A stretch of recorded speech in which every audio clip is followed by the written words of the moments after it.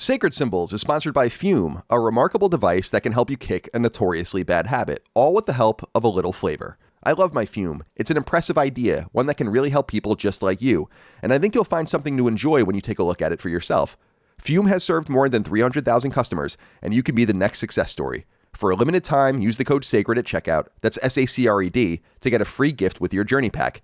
Head to tryfume.com, that's TRYFUM.com, and use the code SACRED to get a free gift with your order today. Again, that's tryfume.com with the checkout code SACRED.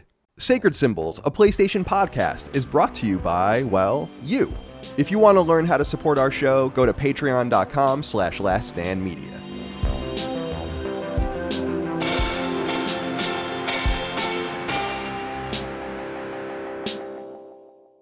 Greetings and salutations. Welcome back to Sacred Symbols, a PlayStation podcast. This is episode number 318. My name is Colin Moriarty. I'm joined as always by my son, Chris Raygun. Chris, good to see you today. The elusive man. No one did the art.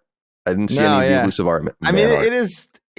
What was the request? That like it was. You know how like the elusive man would look out at like that. What it was like a black hole or something out of the window, and it was always to the side of him, and you would talk to him. It just that I just feel like they need to make a little take the green screen, make a little space scene from that, and you'll be right in there. Welcome to the show, my friend. How are you today? I'm okay. I got a little bit of a later start than normal today, which is kind of throwing me off a little bit, but all's good. Good. Why were you later? Why later start? Sleeping in? I don't know. Like I woke up and I was like, I woke up early again, but then I was like, no. And then I went back to sleep. And so it's all self-inflicted, but I just needed that extra like 30 minutes. I don't know what it was. I feel better, but good. Off, you know. I had my monthly weed delivery today, and I've realized that this is why they do it, but you make your order, right? You get your email and your text the day before, and then they bring it the next day.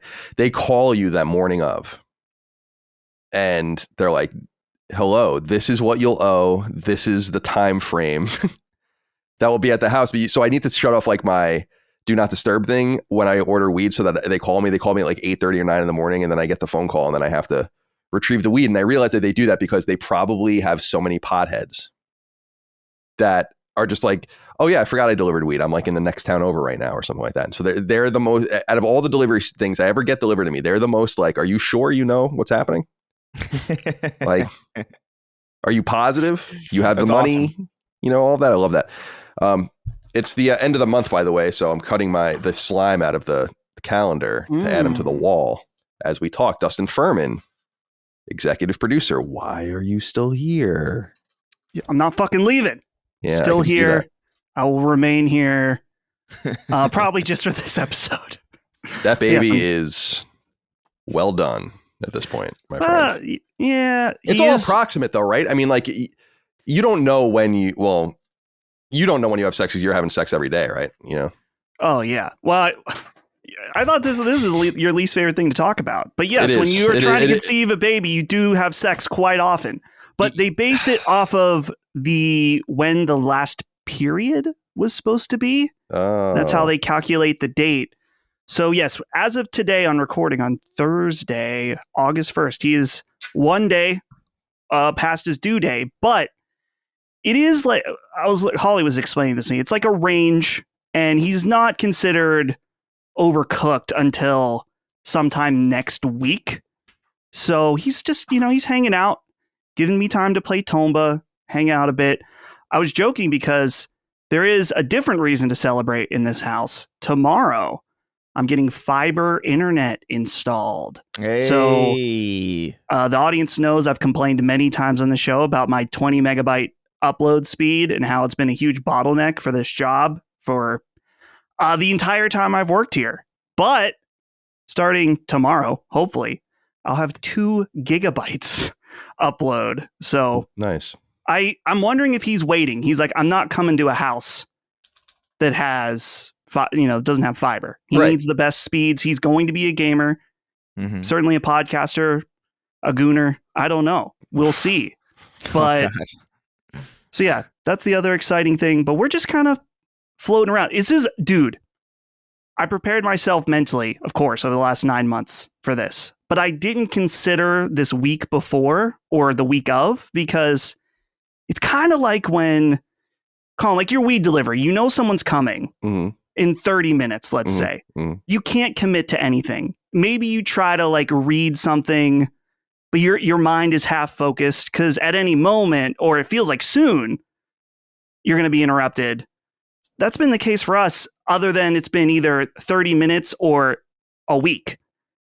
So we're just kind of like, oh, when's the day that our lives are going to be permanently changed forever? Is it today? I don't know. So we're just floating around. I'm looking at Britannica right now, and because I wanted to see birth signs, and this doesn't really affect his birth sign. Oh, it was July 23rd to August 22nd is Leo. Okay. So he's going to be a Leo. Now, I'm a Libra. I don't really know what it means. It's the balance sign. Yeah. Seems uncommon in some sense, but I always felt bad for people. It's like a lot of people out there are Cancer. Like, it's not really the ideal thing to be identified as a Cancer. Right. But I just did an internet speed test as well. 580 down, 16 up. I am using it. I don't know if that matters. You are using it. And it's not, well, oh yeah, are you your long wire? Yeah, I'm on the wire right now. Well, that is.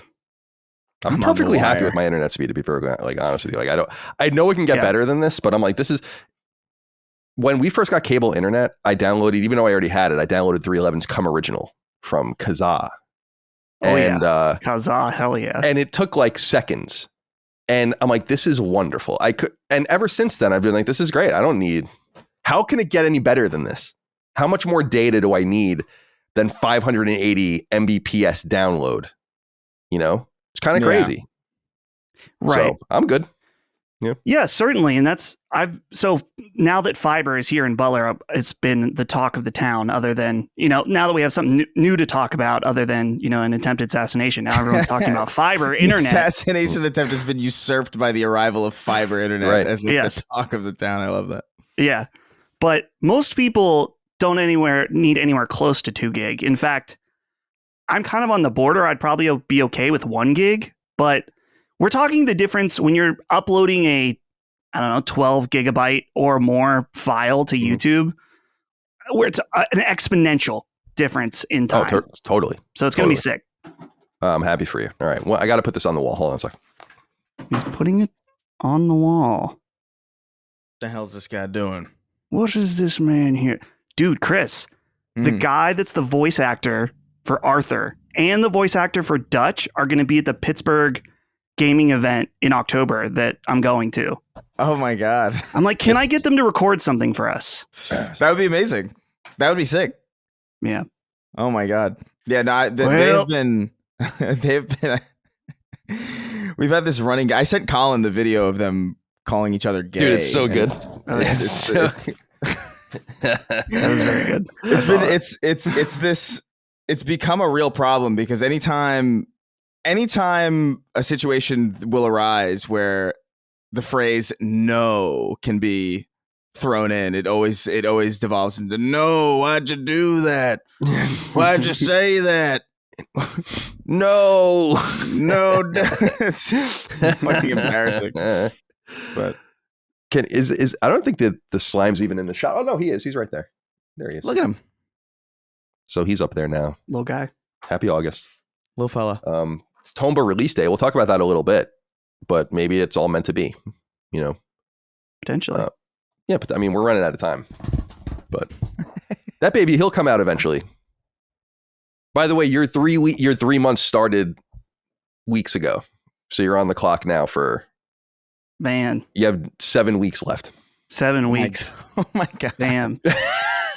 I wish I would have known that. I would have passed off my stuff to Lock and Ben a lot sooner. It's like totally arbitrary. It just started on an arbitrary date. Yeah. Well, let's see if it's all right. So I gave you 3 months. So if he's born today, it would be very simple. All of August, all of September, all of October. Right. Or is that makes sense to me. October? That's when I'm born. And we'll get to that when we get to that. And then you'll come right back in strong, and then you'll get to go, because we actually take our only vacation in December every year as a company. Lucky you. back to back, working hard. I'm so interested in how this goes for you. I'm so happy for you. Like facade put away, where I'm like not trying to be a dickhead. It's very exciting. Yeah, I'm excited. You didn't tell me earlier. Maybe a little bit, but it's fine. I'm gonna call you as he's being born. Actually, I'm gonna FaceTime you, and you're gonna be the first thing he sees when he's half out. That would be awesome. Holly. I would love that. On like a fisheye lens. I'm gonna bust in actually and hold the baby before anyone else does. Yeah, good. Yeah, it's fine. That's fucked up. Isn't that like picking up like a baby bird and then like the parents abandon it or whatever? I'm like imprinting it or whatever. Yeah.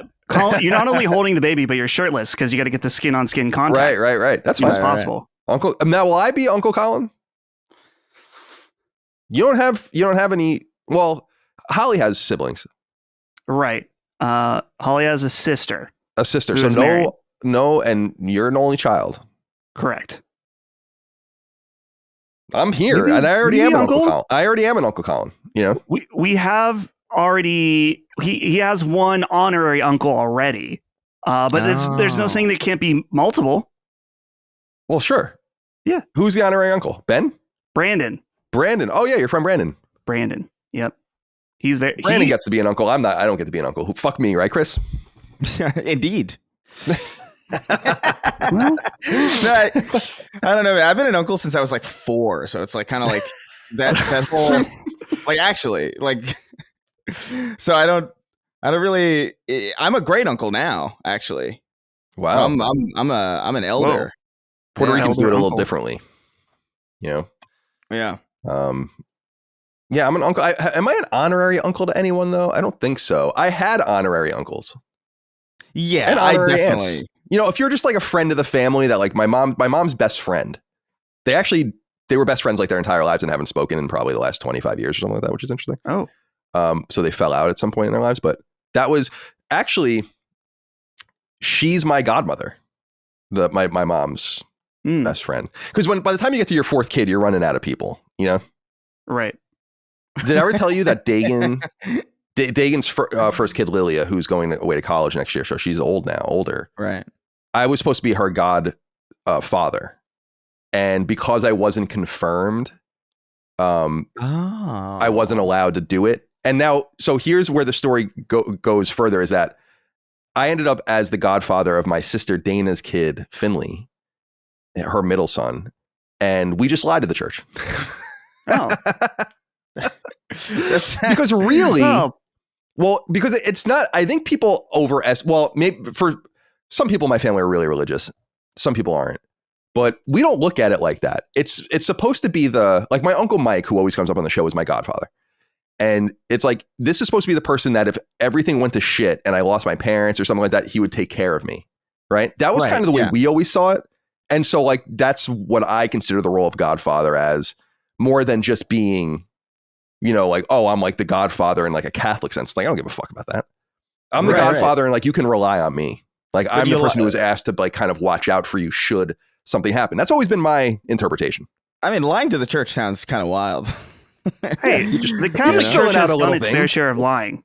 No, that's true. I mean, look, I lied to the Catholic Church a bunch of times. I remember. I think I might have told the story on the show before, but like I used to go to confession and I would feel embarrassed about not having anything to confess. So I would just make shit up, and then the next week I would confess that I lied. That's so funny, the previous dude. Confession. We've definitely talked about that because I had the same experience when I was you were in Catholic school and you did this, right?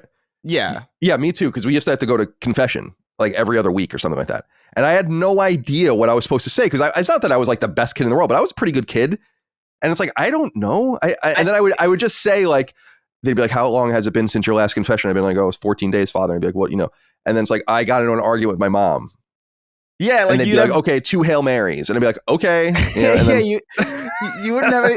I remember like feeling embarrassed at a certain point to the point where I kind of felt weirdly compelled to commit minor crimes just so I could have something to tell the person on the other side of that weird, like partially translucent, partially obscure, sheet.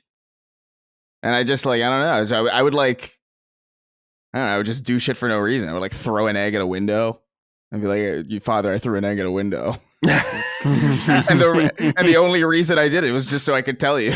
Right. So I wouldn't feel ostracized or weird. 5 Hail Marys. Mm-hmm. There was always a copious amounts of Hail Marys and Our Fathers. Oh my God. Yeah, exactly. That seems. I think it's like one Our Father for every Hail Mary. So if you something like that, where they'd be like 2 Our Fathers and 10 Hail Marys. You know, like yeah. I'm like, who made this shit up? I mean, I love it as a culture. I think it's awesome, but it's totally again like the guy on the other side. He's like looking straight ahead. He's like 90 degrees facing away from you, and like and it's like, what are we doing? And why am I doing this, by the way, in the school gym, which is where we were doing it? Mm-hmm. Yeah, it always bothered me that like the booth, like there was that weird kind of cutout thing in between you and the person and the priest or whatever, as if it was like supposed to be like an anonymous thing, but you could still kind of see him, and then you would see him get out of it. It wasn't like a secret. Exactly. It's very weird. It's very fun. I think about it. I remember it fondly, but like it's also like, what the fuck were we doing?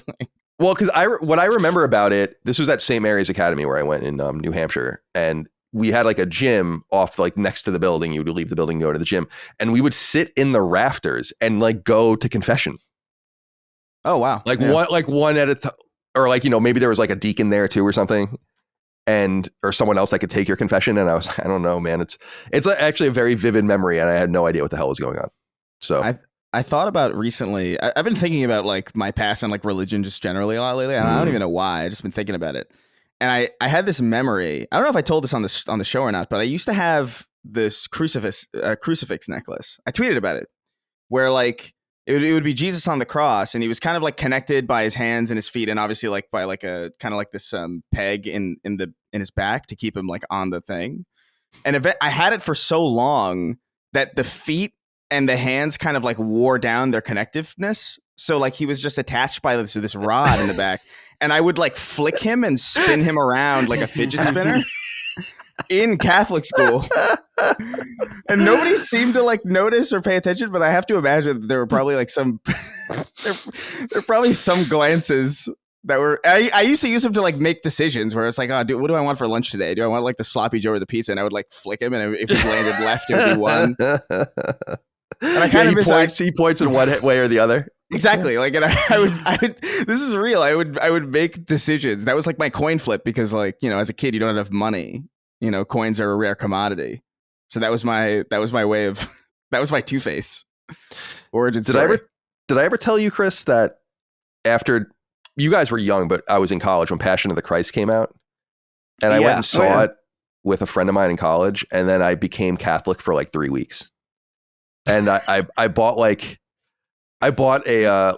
cross, and then I played indoor soccer that summer. This was when I was an intern at IGN, actually. So I went to California and was an intern, and I played indoor soccer, and I was the goalie on their team, and then I lost the cross at some point, and I took that as a sign. It was like literally weeks later. I'm like, that's so funny, because I was very moved by that movie. I remember seeing it and being kind of disturbed. I was so young when I saw it. So like I don't really remember I remember being kind of off put by it, obviously, because it's definitely not like a movie for kids. It's not something you put on after Aladdin, No. But very dark. Yeah, I don't know. Jesus Christ. So is that his? I don't remember really much, but like is that his last name? Like is he part of the Christ? Like is it like, oh, I'm going over to the Christs? Like Mary Christ. Right, like what's Joseph Christ? Is Christ a nickname, or is that his last? It can't be his last name. I don't know, actually. I really don't know. That's a great point, and great question. I don't know. But that feels like something we should know. You know what I mean? Right. Well, he had his brother too, right? James, was it James Christ? I don't know. Dustin might know. Yeah, Christ is 100% not his last name. It's like a title. Yeah, it's Christos, right? Like it's Greek or something. Yeah. I mean, he was Jesus of Nazareth. Right. That's you were like of whatever. Right. So Christ is a title. It's like a mantle. Right. Yeah. Okay, that makes sense. So it's kind of similar. So there could have been a Dennis Christ, theoretically. Like if they just named him something else. Right. That'd be wild. I feel like James Christ, brother of Jesus. Yeah, Craig Christ. That sounds like a like a Life of Brian thing, like his like idiot brother. Yeah. Craig Christ is definitely like a real thing that I've heard before. I can't exactly remember where. Craig Christ. What I was always interested in is like when people like the name Jesus, right? Or Mohammed or something. It's like, you're getting old. Who do you think you are? You know? Mm-hmm. Yeah. White people. Now that I think about it. Well, maybe black people I don't think are doing it either. Like, we're not naming our kids Jesus.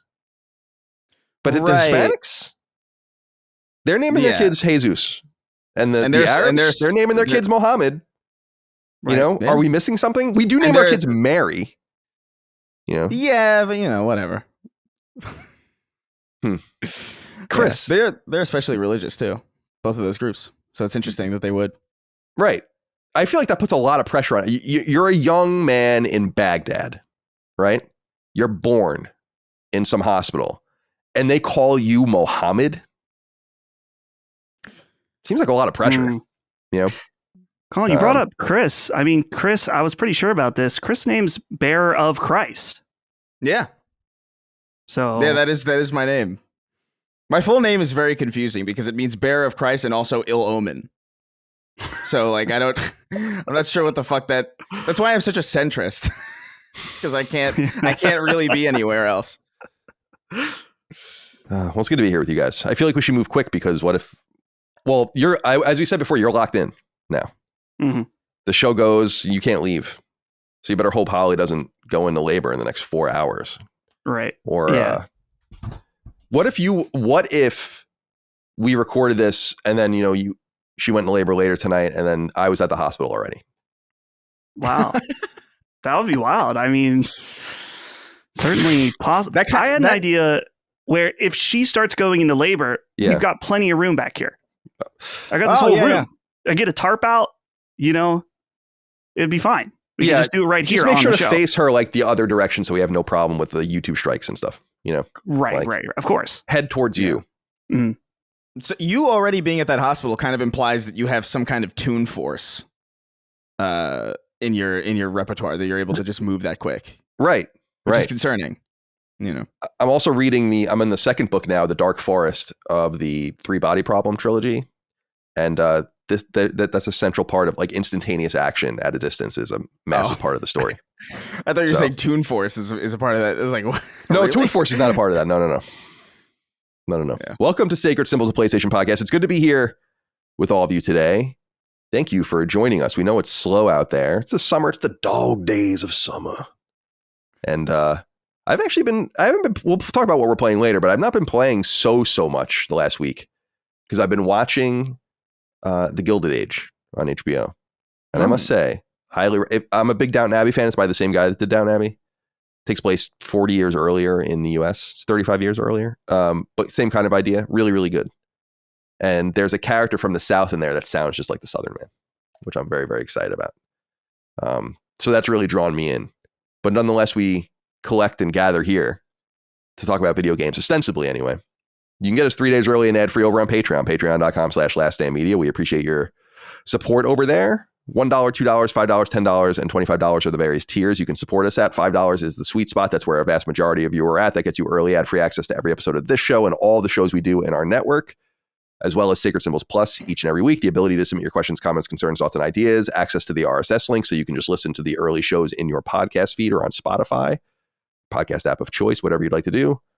And so on and so forth. Sacred Symbols Plus. Jaffe did a mailbag recently. That Jaffe thumbnail is one of the funniest thumbnails I've ever seen, I think. Like, just that face is so good because it's like the face. If you didn't know him, right? And then you put, so like, you know how there's like the whole ecosystem of like children's content on YouTube?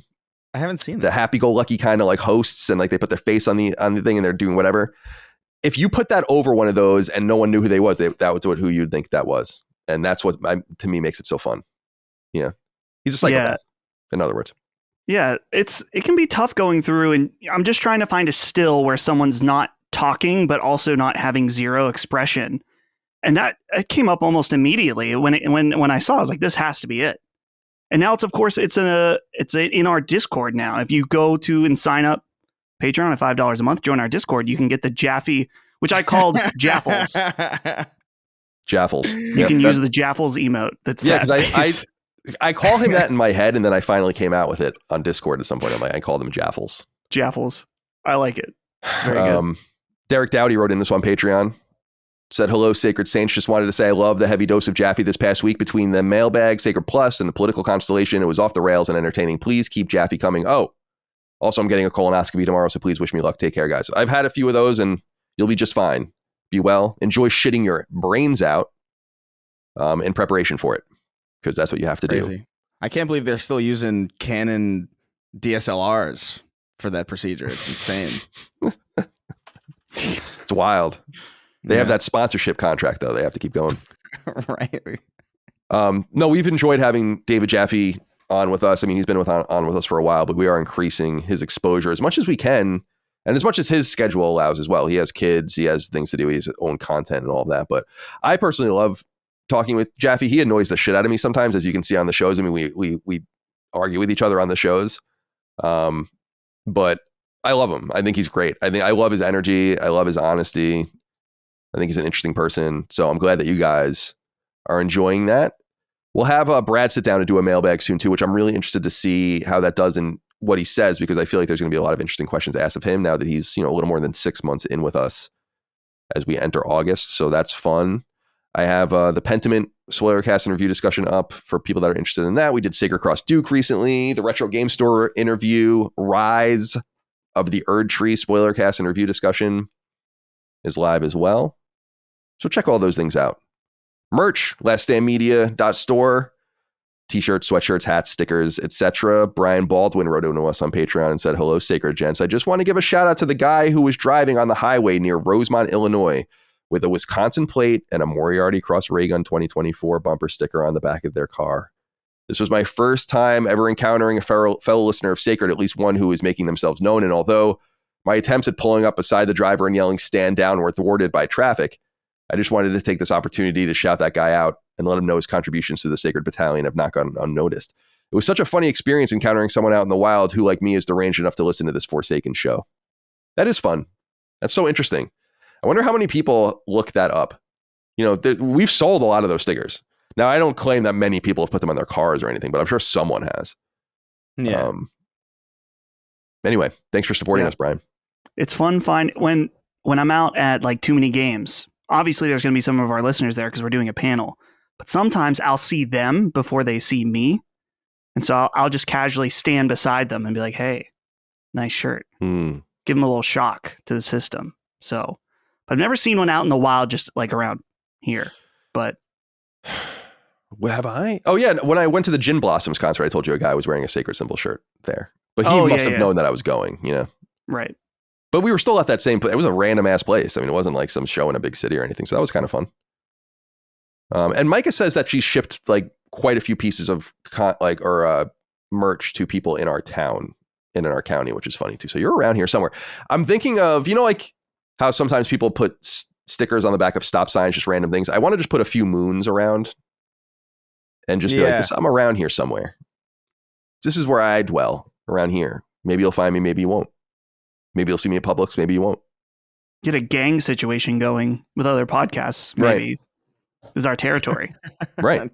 Turf wars between podcasts. Yeah. Crazy. I like our chances against these other podcast groups, to be perfectly honest. Sacred Symbols is sponsored by Fume, a remarkable device that can help you kick a notoriously bad habit, all with the help of a little flavor. Learn more now at tryfume.com, that's F-U-M, and begin your journey with the checkout code SACRED. In a world surrounded by electronics, interconnected gizmos, and gadgets galore, it's novel to use an analog piece of kit that you cannot plug in, cannot charge, and cannot even turn on, but yet still does exactly what it's supposed to do. And with this, allow me to introduce you to Fume, the leader in a new consumer category, flavored air. Flavored air has been helping people around the world reduce or outright quit smoking and vaping, and Fume leads the charge in making flavored air affordable and accessible, with an eye on variety and quality, all towards making you breathe easier. So what is Fume exactly? Well, it's a cylindrical implement made of high-quality steel and maple, and within its analog innards, you put replaceable flavored and scented items called cores. These cores come in a wide variety of flavors/scents, from maple pepper and crisp mint to white cranberry and my personal favorite, orange vanilla, with 9 options in total to court your taste buds. Now, I mentioned earlier that you can't even charge or turn on your Fume because there's no battery and thus nothing to charge, so you may be wondering how this all works. And that's really where things get ingenious, because you don't need electronics to draw the air around you over the core within your Fume, and that's all there is to it. Merely pull away. Now, I'm not trying to quit doing much of anything, but Fume is great for people like me too. I pull on mine when I'm here at my desk writing and working, and I fidget with it even more because it's made to do just that. It's the 21st century after all, and we all seem consumed with nervous energy. Nonetheless, Fume is non-toxic, doesn't include any nicotine or other habit-forming substances, and it contains no vapor because it's not a vape. It's much simpler than that. But the ramifications of its simplicity are obvious and can change your life by making a minor tweak to a specific habit you've developed. I love my Fume. It's an impressive idea, one that can really help people just like you, and I think you'll find something to enjoy when you take a look at it for yourself.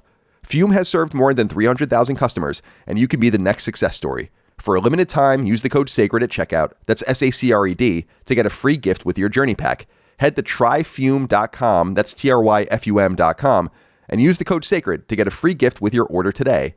Again, that's tryfume.com with the checkout code SACRED. All right. Let's see, what else? Oh, live show, San Diego. Sacred Cross Duke live.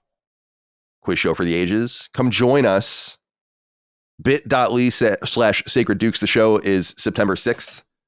I just got my plane accommodations and hotel accommodations, so that is imminent. In some sense, I think 6 weeks, something like that. Not 6 weeks, I guess it would be 5-ish weeks. So please come join us. bit.ly/Sacred Dukes in San Diego for a good time, a night to have a quiz show and a gathering and do all those kinds of things. It'll be fun.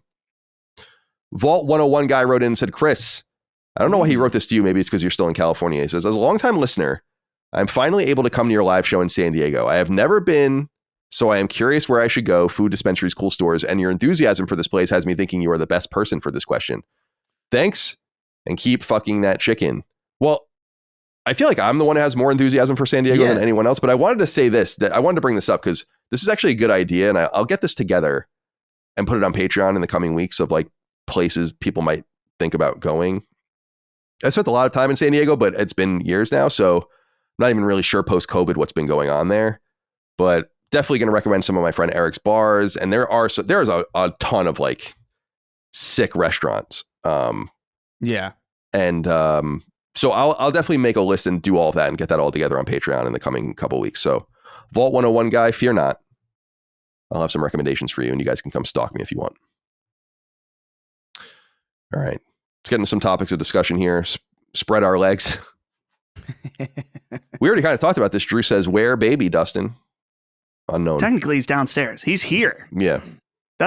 It's kind of wild. I told Holly, I was like, the baby is technically right here. We just have to go somewhere, get him out, and then bring him back here. So he's chilling, not ready to come out, apparently, but soon. Maybe right now. Maybe.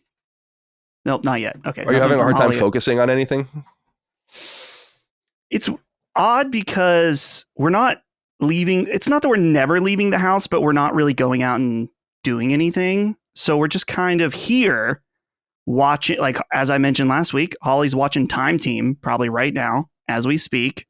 We've been watching different shows. And like I said, it's a stasis of we can't really do anything, but you can't go anywhere. Holly, especially, I feel, she's been super strong recently because her like feet are all swelled up. You have at this point, a large baby inside, literally kicking your insides all the time. And she's just kind of over it. She's ready to be done being pregnant, but she's holding on quite well. So shout out to her. Yeah, I can't imagine. It's crazy. Yeah, I can't imagine either. I mean, it seems like it'd be very easy, but you know what's weird?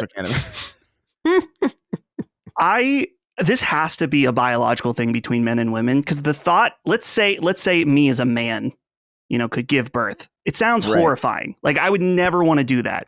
It's like, oh yeah, experience one of the worst pains of your entire life.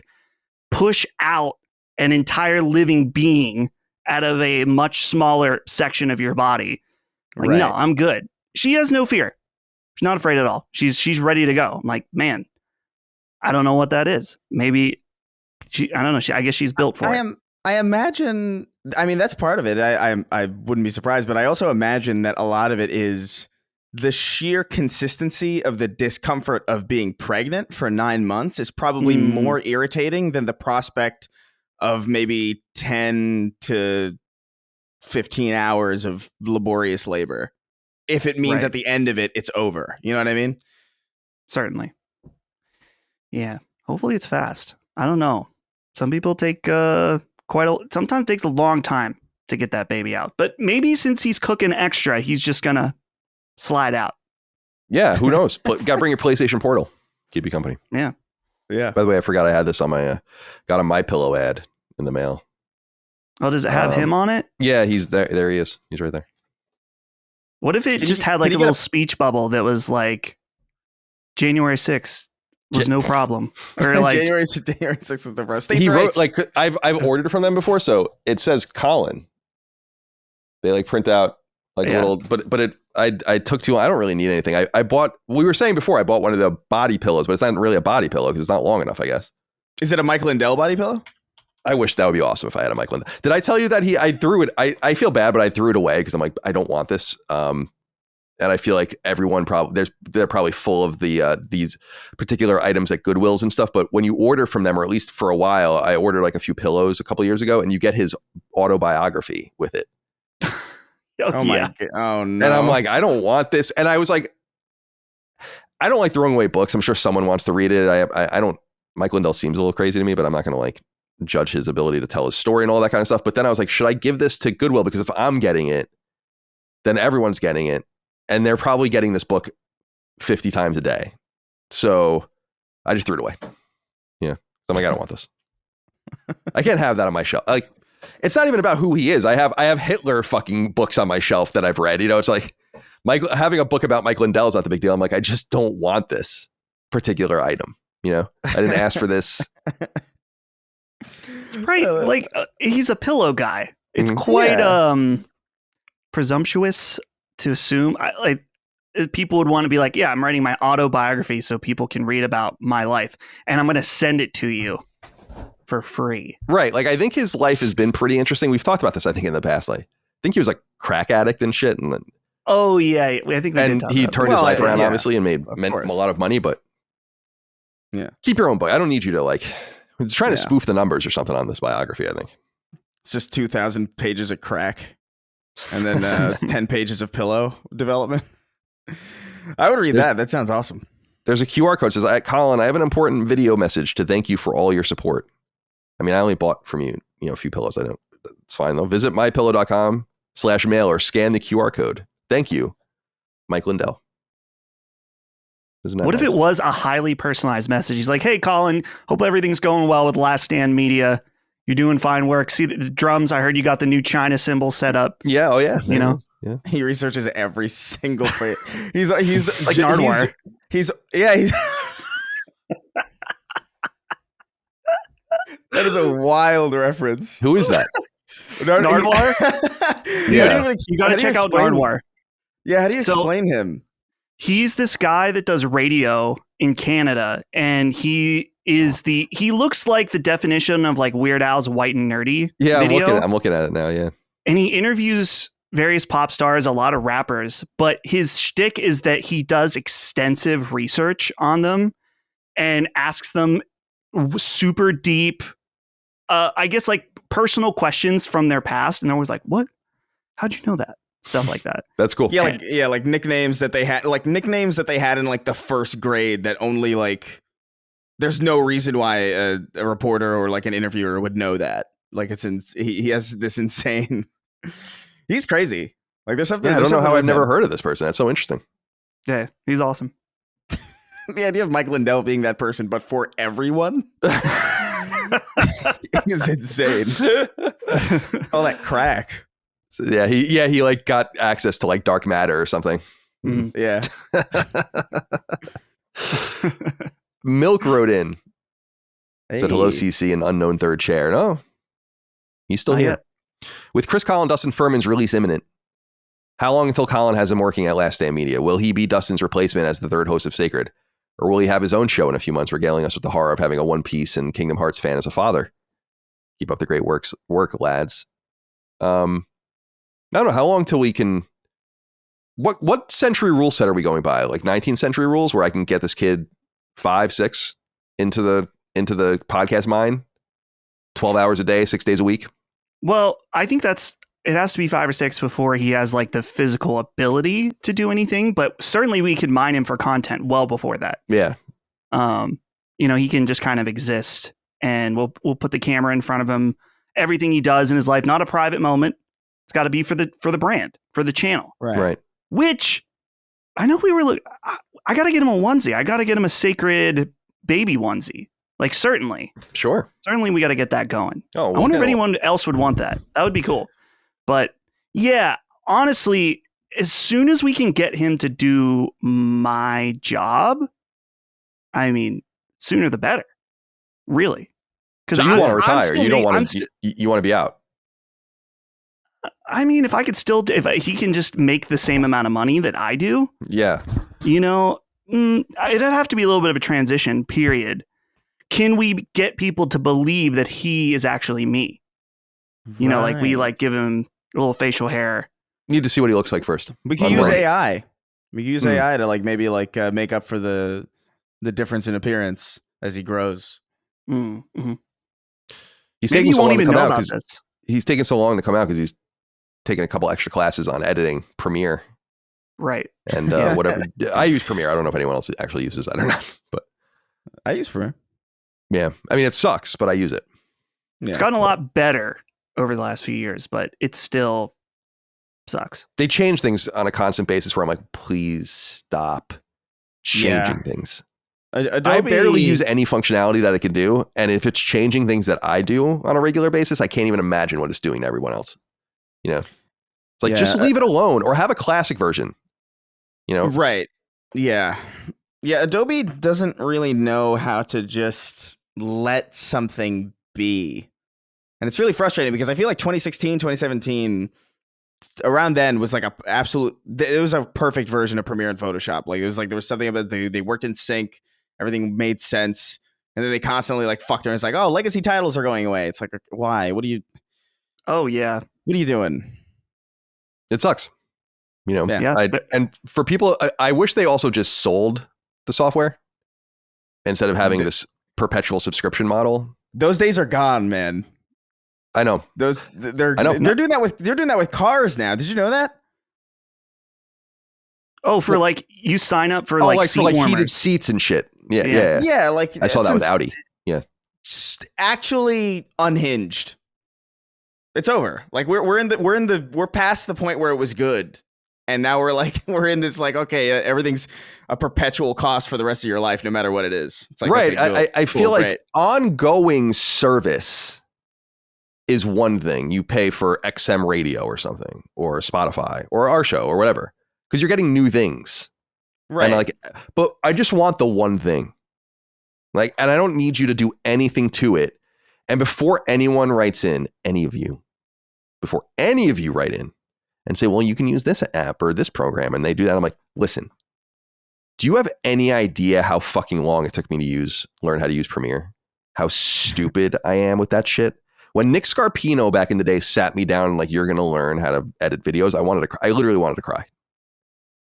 I was like, I can't believe that I've avoided this for so long. I don't know what I'm doing. And now years later, I learned how to do it. My edits weren't very good, but I did somewhat sophisticated videos like Colin was right back in the day or whatever. And I'm never learning that again.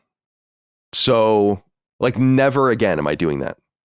Mm-hmm. And so I'm stuck. They have me by the balls, dude.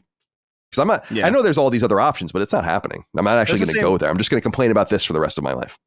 That's the same thing for me, where it's just I know that there are I've heard about DaVinci Resolve and these other things. And I'm just listen. Final Cut is buy once and you have it forever. I tried to learn it, but I actually, there are certain episodes of Sacred Symbols I edited it on Final Cut, but something about our Zencaster files makes it render really slow. So I switched back to Premiere. Yeah, Final Cut's kind of I learned Final Cut in college, I think, and I remember just kind of being this is I don't know if this is really this. I'm so proficient with Premiere at this point that the idea of learning anything else is like it's a genuine net loss, because the amount of time that I could spend learning something else is just time I could spend just getting stuff done on Premiere. Like it's not worth it at this point. Did they make you learn Avid? They did. Oh, Avid. Yeah, we had Avid. Avid fucking sucks. I hated Avid. And they Avid. And they were specifically like, this is what the fucking the studios use. Like, this is how real movies are made. It's like, on Avid, why?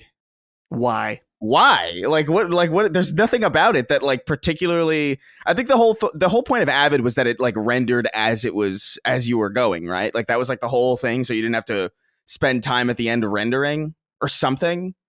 I remember that being like a pitch to me, but like you could just.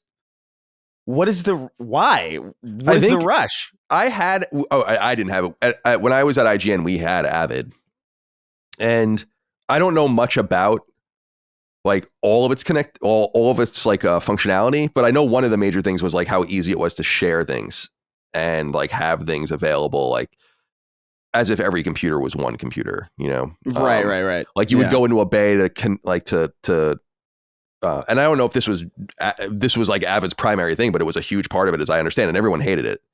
But it's like you would go into a bay, record footage, and then someone could access it like seamlessly from their Avid machine or whatever. It was like a little thing underneath, almost like a separate computer.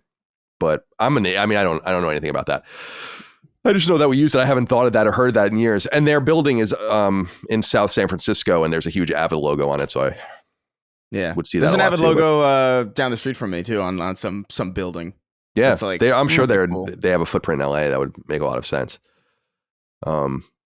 Yeah, I don't know. I don't know anything about this stuff. I'm not learning new things. It's actually what I was going to say was I grew up with using Apple computers, like in school and all of that, Apple II, Mac.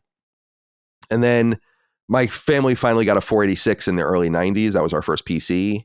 And so I just started using from Windows 3.1, I guess, and then all the way Windows 95 and so on and so forth. And I would interact with Macs every once in a while, but I never really used them very much.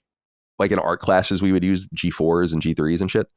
And when I was at IGN, I had an option to move over to Mac. And I did for like the last 2 years I was there. And what I realized was, just for me personally, it was very difficult for me to like learn how to use a new operating system. Not that you don't understand or like, what am I supposed to do? It's just like every little function and move you make with your mouse and where you click and just things you're used to doing, you have to relearn all of it. And I'm like, So when I left, we were like, do we want to get PCs or Macs? And I'm like, I'm getting a fucking PC. And that was in late 2014, early 2015. And I realize that all the time. I obviously am not very good with computers, but I'm very fast on them as far as the things I need to do. Like using the window key and just searching for things and hitting enter. Like little things like that. It's not that different on a Mac, but you'd have to just learn the little difference. But you've done this function a million times. And at that point, I was just like, why even bother? Like, I don't, I kind of like Windows, like I don't need to pretend I don't like Windows or whatever. I like Windows. It's fine. I've used it forever. And so I'm good, Yeah. Anyway, I'm going on a diatribe. No, you're good. All right. So when is he? We'll figure that out. I'm gonna have that kid working real soon for fucking 50 cents an hour, like a prisoner. Good. Dominic Leone wrote in, and I've said before when I see this last name, Miss Leone was my kindergarten teacher. This one is for Colin. Thoughts on the Boar's Head listeria outbreak? 7 million pounds is a whole lot of meat. Very bummed I won't be getting my honeycoat ham for a while. Be well. You guys seen this? What's going on with Boar's Head? Certainly. Now, I had to get my props ready because I'm going down with the ship. Oh, he's suiting up. This is like the Iron Man moment where where he suits up. Now he's Dr. Doom, though. Oh, yeah, that's right. Let me just get this going here. Why did our friends at the deli what is it, Deli on the Circle? Yeah. They sent me the Boar's Head thing that's for a 450-pound man, I guess. They're just planning in advance. Yeah, they were predictive. Now, look, I could have a big rack in this thing right now, Like, look at this. Put a couple of cans in there. But I wanted to just show my support. You know, these things happen. I have no idea what listeria even is. I'm going to be totally honest with you. No idea. But I suspect I'd be all right if I got it. Yeah, it would probably like, I imagine listeria is probably one of those things that would, for like a Victorian child, would be like the end of it. Right. But I feel like, you just pop a fucking Tylenol or something, you'd probably be fine. Can't be that bad. I heard this cost them like $20-something billion, apparently. Damn, really? Yeah. Now, someone, it was Micah that asked me, she's like, so like, what do you think of this? And I'm like, the reality is that they're going to be totally fine. Because Boar's Head has a hugely loyal fan base, but it sucks because I wanted cold cuts the last week and I'm not going to be able to get them until I get the the go ahead. And I'm not eating that trash. Columbus or like a store. Come on, man. Yeah. I'm not eating that trash. I'd rather eat the listeria turkey, to be perfectly honest with you. Dustin, do you have any answers on what listeria is? Yeah. So it is a type of foodborne bacterial illness, very serious for pregnant women. Good thing Holly wasn't eating that. People older than 65 and people with weakened immune systems. Oh, whatever. So yeah, you can develop fever, chills, muscle aches, nausea, diarrhea. So that's just most of my days anyway. True. Yeah. Man, so wait, there was an initial recall and now they've had to recall 7 million more pounds of meat? Ouch. Dustin. Dang. What can I get you? Ooh. What can I get? Listeria, apparently. Yeah, give me a pound of finely sliced listeria, please.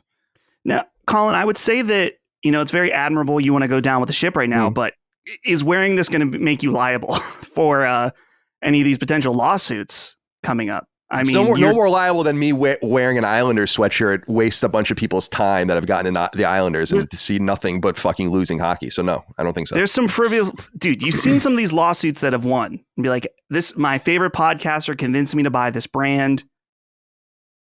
I'm seeing a money opportunity if anyone wants to reach out to me.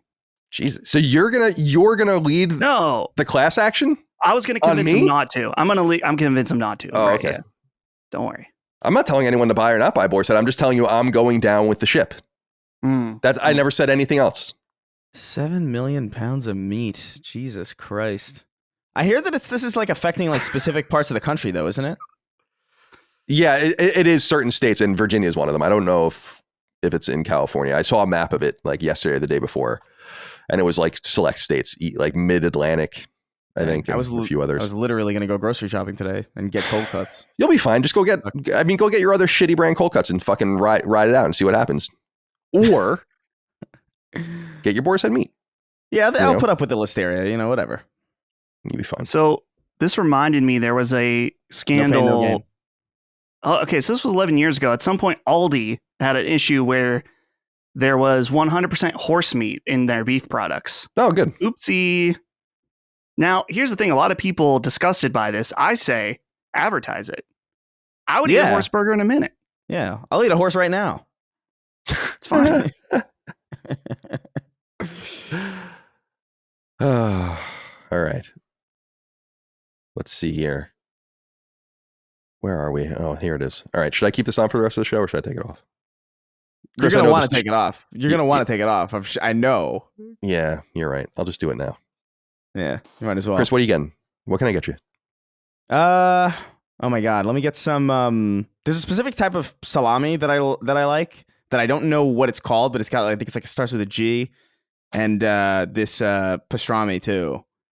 That's usually like my go-to is like salami and pastrami. With a little bit and some white American. Oh yeah. I love white American. Love me some white American cheese. Something about that, man. So good. Yeah, me too. I don't know if it's a psychological thing or not. I feel like it melts better, like when you put it on a burger. I think it totally does. I think that's probably provable.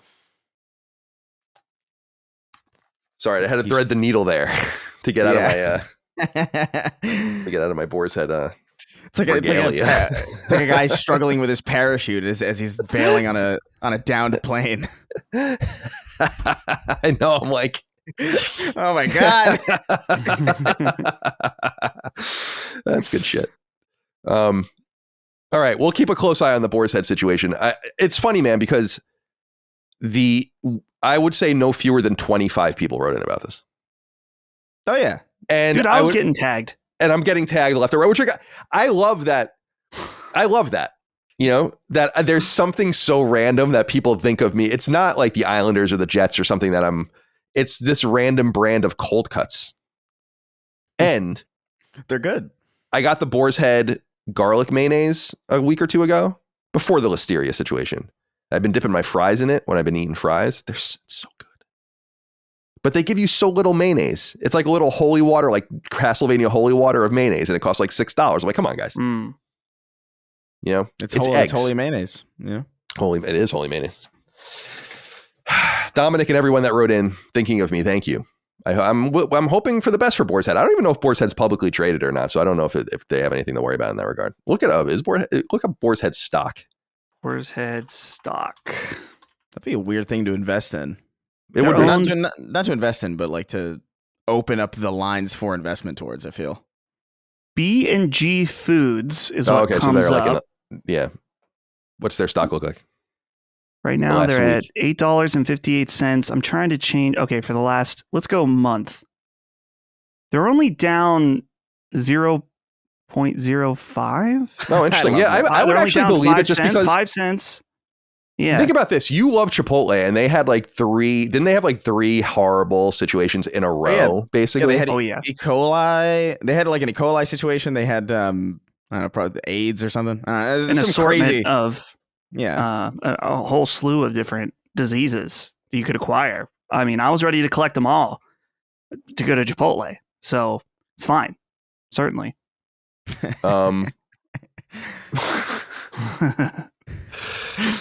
It's time to move on.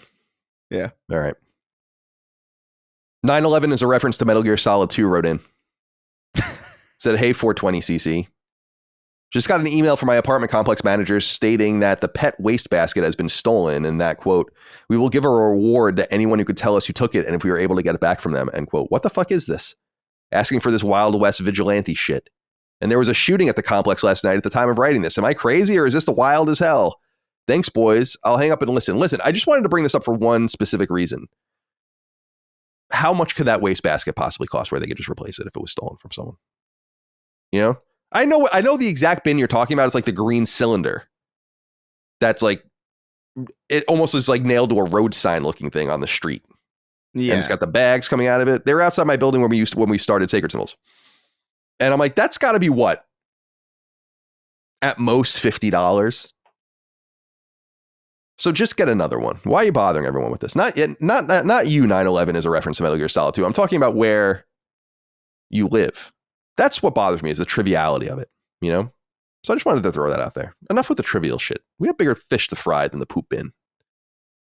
But shout out to the poop bin. Yeah. We have one in our neighborhood that we use as well. Is there a reason why that's supposed to, like, why that is specific? Like, that there's a bin specifically for that? I would imagine it's because you have to give degenerates every possible opportunity to do what they're supposed to do with their dog's poop. So you give them the place to throw it. You give them the bag. You make it all very simple. Remember in front of my building, there was like fake grass. Yeah, I do remember that. And you like do, because people are just degenerate. I mean, straight up, they just leave poop. Do you guys remember a couple of years ago, I went on some sort of vigilante crusade in my neighborhood and I had our friend that makes the signs. He made the Moriarty ray gun signs. He made signs for me, like custom, like pick up your dog shit signs. And I put them in various, it's like stop being rude, pick up your dog's poop or whatever. And I put them in various like places around the neighborhood where people are not picking up their poop and they're still there to this day. You know, it's so funny. Pick up your fucking poop. Yeah, unbelievable. Come on. It's unbelievable. Every once in a while, a blue moon kind of thing, I find a poop on my lawn, like someone's dog pooped on my lawn. I'm like, what? How could you just I don't mind if they poop on the lawn, but pick it up. You know? What's going on around here? I like that shit. Literally. All right. I feel like I'm in a constant 70s or 80s comedic routine. That is, you know, like, no, I don't know. You know, Yeah, I remember I was seeing this thing recently where apparently because so many people have climbed Mount Everest, there's like a ridiculous amount of shit. Oh yeah, I saw that. Yeah, and there's like, I guess sometimes it gets hot enough that there's like a poop slide that like melts all of it and just kind of like, which I don't know, man. Don't go to Mount Everest. First off, you're not supposed to be there. You're a person. Be on the ground. I don't want to be like, this is a very hipster thing to say, I guess. So that's fine because people think I'm a hipster anyway. But I hated Mount Everest before it was cool to hate Mount Everest. No, it's like, why would you even bother anymore? People like some of the most trivial people in the. I'm not saying it's easy. I would fucking die on Mount Everest, but Mount Everest has been climbed by an enormous amount of people. It's not even really that special anymore. I'm pretty sure it's like thousands of people have summited it.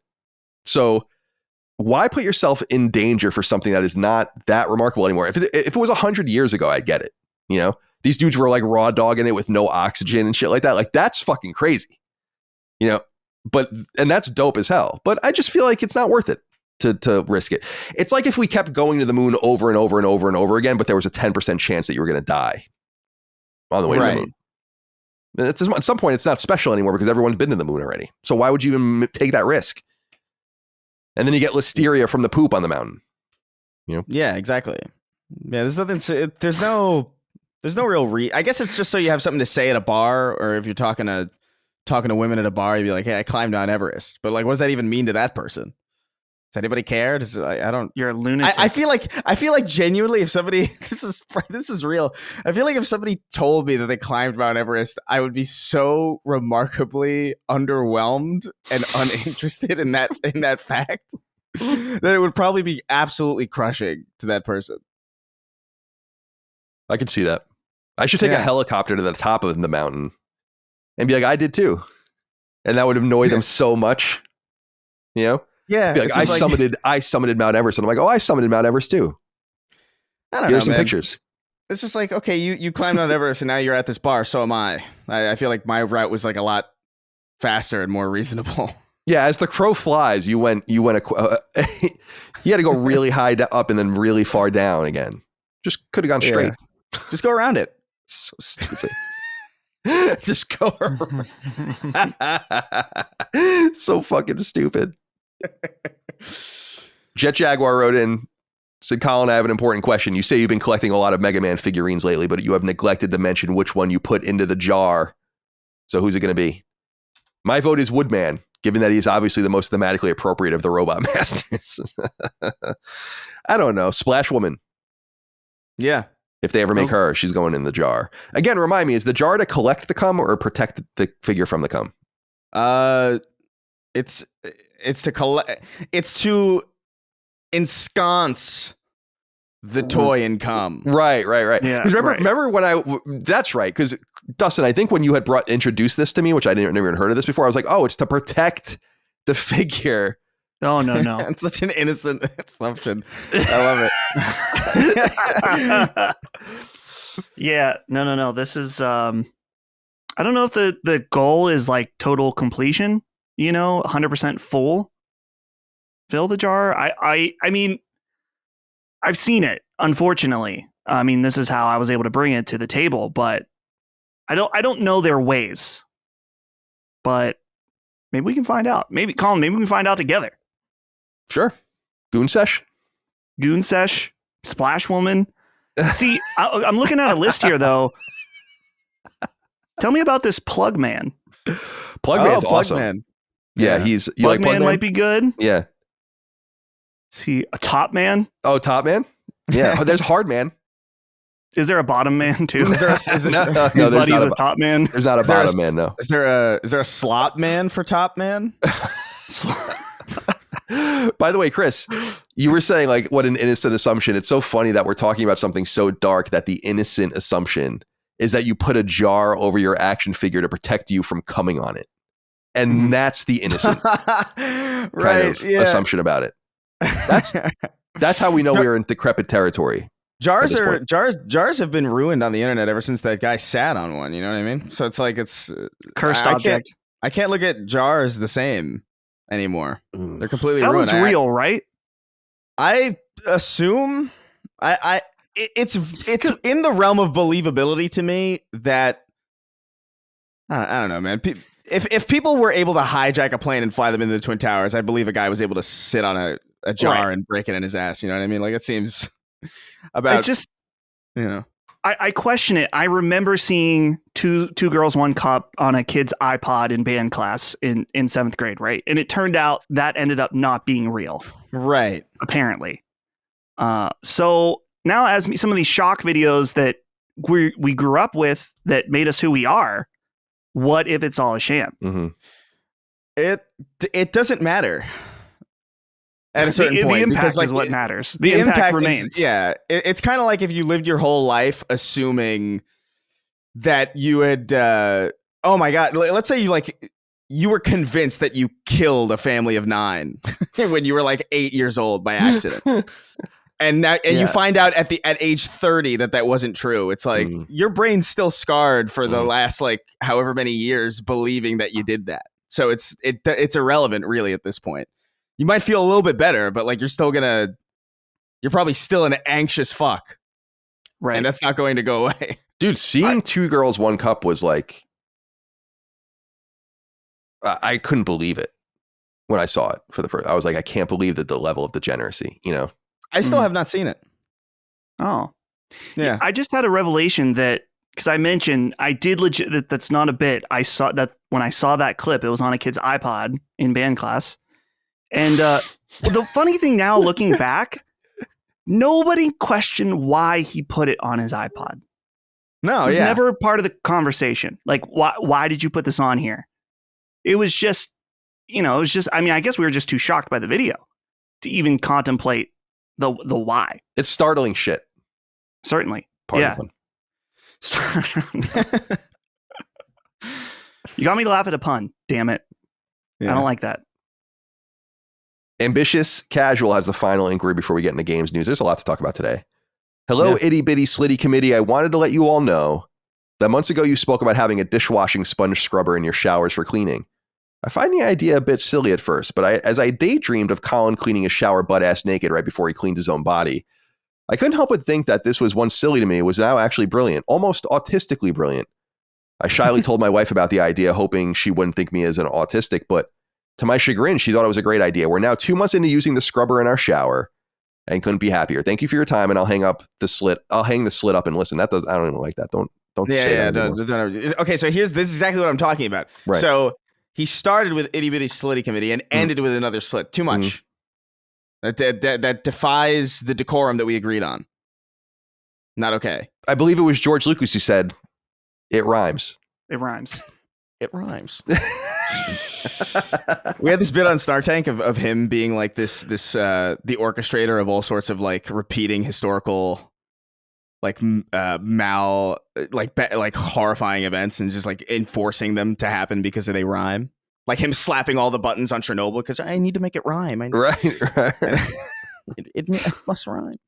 What did he say? He's like Jar Jar. He's the key to all of this. If we can get Jar Jar working, we can make this work. Did he actually say that? I think that is the episode 1 making of, Dude, because the theory is that it was going to be Darth Jar Jar. That he was going to be the rhyme of Yoda. Darth Jar Jar? Yeah. I wonder. I think he pussied out after people didn't like Jar Jar. It would have been cool. We bring up, I don't know if we bring it up on this show or not, but I just love from that footage of the pre-episode 1 release of all of them watching the first cut of the movie and all of their faces when it goes off. It's like, this is fucking awesome. Like they were all like, oh no. It was very, very funny that a lot of this stuff just slipped through and ended up in this production. That was so fascinating. I love it. Isn't it one of the guys is like, it's avant-garde. It's experiential. Like they're trying to use anything they can just because they're totally yes men to George Lucas. That they're like, oh, it's artistic. Let me be clear. I would have been a yes man to George Lucas too. Oh, so, no criticism to them at that time. It's different now. It's like a Kanye But it's like, West I want to make a song. new Star Wars movie. It's like a Kanye West song. It rhymes. It's like Eminem. It rhymes. Ambitious Casual, I'm glad you're learning about cleaning the shower. You know, there's different levels to it. Not everyone likes to make a World War I trench in their shower like I do with all the different gases from all the different cleaning chemicals, but you could just do it with an all natural. Cleaning the shower in the shower is a key thing. It's good. It's a good idea. You're taking it too far with the chemicals. I will say that it's like you're playing with some dangerous fire there. But dude, I lose like 6 months of my memories every time I do it. Yeah. Yeah, you don't have to do that though. Like you can choose to stop that. You can because it is hot water and soap is just as effective. Like sincerely, if you're cleaning every time you shower, or like even just a couple of times, even if it's just like once a week as you're showering, that's pretty good. Like you don't need the you don't need the fucking the extra chemicals. Extra chemicals are for like when you've left something sitting for like years or something, like, or not years, but like a while. You know, it's like, oh man, sure. I really got to scrub this thing down. Sure. Yeah. All right. You're right. Ambitious Casual, stay safe out there. Be well. All right, guys. I don't know if you saw this. This was written right after we recorded last week, so it's a little bit old, but it's relevant, especially for the interesting part of the audience that doesn't own PlayStation products. Which are thousands of you somehow for some reason. It seems like you can get PSVR2 now for $200 off, $349. Joe wrote into us on Patreon and said, "Hey CC, hopefully without D. No, he's here. PSVR2 is on sale for a huge $200 off right now and seems to be selling quite well. Is this Sony's attempt to revitalize the platform with a permanent price cut and pull off what Nintendo did with the 3DS? Or is this just Sony fully giving up on it and trying to liquidate all remaining stock? Curious to hear your thoughts. Thanks." Where are you on this, Dustin? Where's your mind on this? I saw stories, and I didn't report on this specifically because I'm like, who gives a shit when it was selling nothing? But it's like 2,000% sales increase. I'm like, when you're selling 2 units a week, I mean, they're not selling literally that little. It's like, that's not that impressive. But nonetheless, this price cut has lubricated the wheels of commerce. I wonder if you feel like they're doing this to get rid of that stock. Apparently, as we reported on the show, they might have even stopped producing PSVR2s because they've been sitting on so many of them.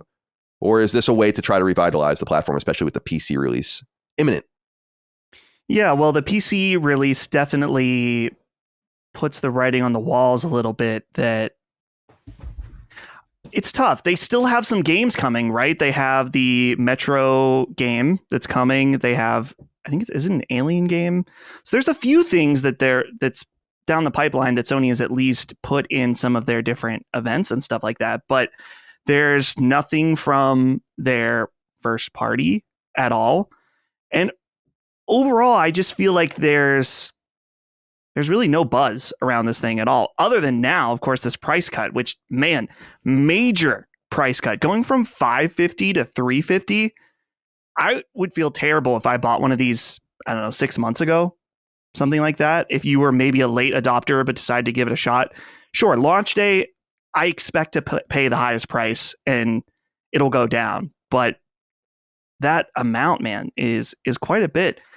We'll see. I imagine that it's probably done. That they're getting rid of what remains of these, and then this will be part of the slow wind down. Maybe supporting some games here and there. And of course, there's plenty of games from third parties that are still coming to PSVR 2, but I would say I think it's Jover for the most part for PSVR 2. I'd love to be wrong, but I think even if they see all these additional sales, I think that they're probably realize that it's not working out for them. Yeah, it doesn't seem like it's going to turn around because I just don't think there's intrinsic widespread interest sufficient to support something like this at the detriment to other initiatives that are more popular. This is why you never see first party games, or very rarely see first party games on PSVR 2 or anything like that, and why Vita died as well without proper first party support. It's a cycle thing where I just don't think that they think it's worth it, but it's I agree. Now, Chris, I was thinking about you with this because this makes that deal for those tickets much more tantalizing now, right? I wonder if that option's still on the table. I don't know. Well, it would be a very dumb idea for that person at this point. You know what I mean? They made the offer. They did. And legally you cannot rescind a verbal offer, famously. It's not something you're allowed to do. I don't know. I don't know. I'll probably keep it just because why not at this point? I will say the expectation that this is going to have like a 3DS style resurgence is very, very, I mean, respectfully, it's very disconnected from it. Like VR just does not have the chance to do. I don't think we will see a VR unit do that probably ever, but definitely not in the next like 10 years with modern VR capability. I don't see that happening. And I do think I'm in agreement with you guys where I feel like this is definitely just a way to get the hell out of this and make sure they're not wasting any storage space on these things and wasting any time making more. I think it's Jover. I guess Shrek would say it's all ogre now. It's just done. Shrek, that timeless philosopher. Yeah. All right. Well, I'm hoping that they stick with it for a little while just to see what happens out of my own curiosity. But I agree with you, Chris. It doesn't seem likely, and it doesn't seem like it will bear much fruit for them, but we will see. Permanent price cut of $200 is nice. By the way, this is over at Push Square because there's more. So the PS5 Slim, as I understand it, the new model is $400, and that's down from $449 because there was like, I guess, global price increases of various kinds, which is interesting. And I think you can get, no, that's right. The PS5 Slim is $449. The PS5 Slim Digital Edition is $399. So depending on if you want the disc drive or not, and there's some bundles available. Games, though, wanted to throw this out there because this is dope. Push Square has Amazon links. I'm not sure if this is available, if these sales are all available digitally and across different outlets, including PlayStation Direct, but I imagine it's the case. But Sackboy: A Big Adventure, $27. Demon Souls, $29.99. Returnal, $29.99. Horizon Forbidden West, $29.99. Ratchet and Clank Rift Apart, $29.99. Miles Morales, $39.99. God of War Ragnarok, $39.99. Gran Turismo 7, $39.99. The Last of Us Part 2 Remastered, $39.99. Spider-Man 2, $49.99. These are substantial savings of at least $20 per game. So if you've been waiting on any of these specifically physically, now is the time to strike. So nice little sales. They're trying to push sales. So I don't know. I haven't looked. I'm sure I can look it up and find out when Sony's financials for the previous quarter ending June 30th will have been, but it seems like they're trying to push units this quarter, which will end September 30th. So we'll see how that goes. Okay. This came up on Summon Sign when Chris and I were on, but we didn't talk about it here. So I wanted to talk about it just to make sure people know and get thoughts. There's a new Astro Bot limited edition DualSense wireless controller that will be available for pre-order beginning August 9th. I was reading the story, and they'll also make the limited amount of them available when Astro Bot comes out on September 6th, so you can pre-order it then as well if you miss out the first time. It'll be available in the United States and many European countries. I dig this controller. People should go check it out at the PlayStation blog. The story is called First Look Astro Bot Limited Edition DualSense Wireless Controller. Chris and I were talking about it on with Brad, and I was just saying I'm not usually attracted to these special edition controllers. I like just color permutations, but this is very mild and I actually think really nice, and I like Astro Bot.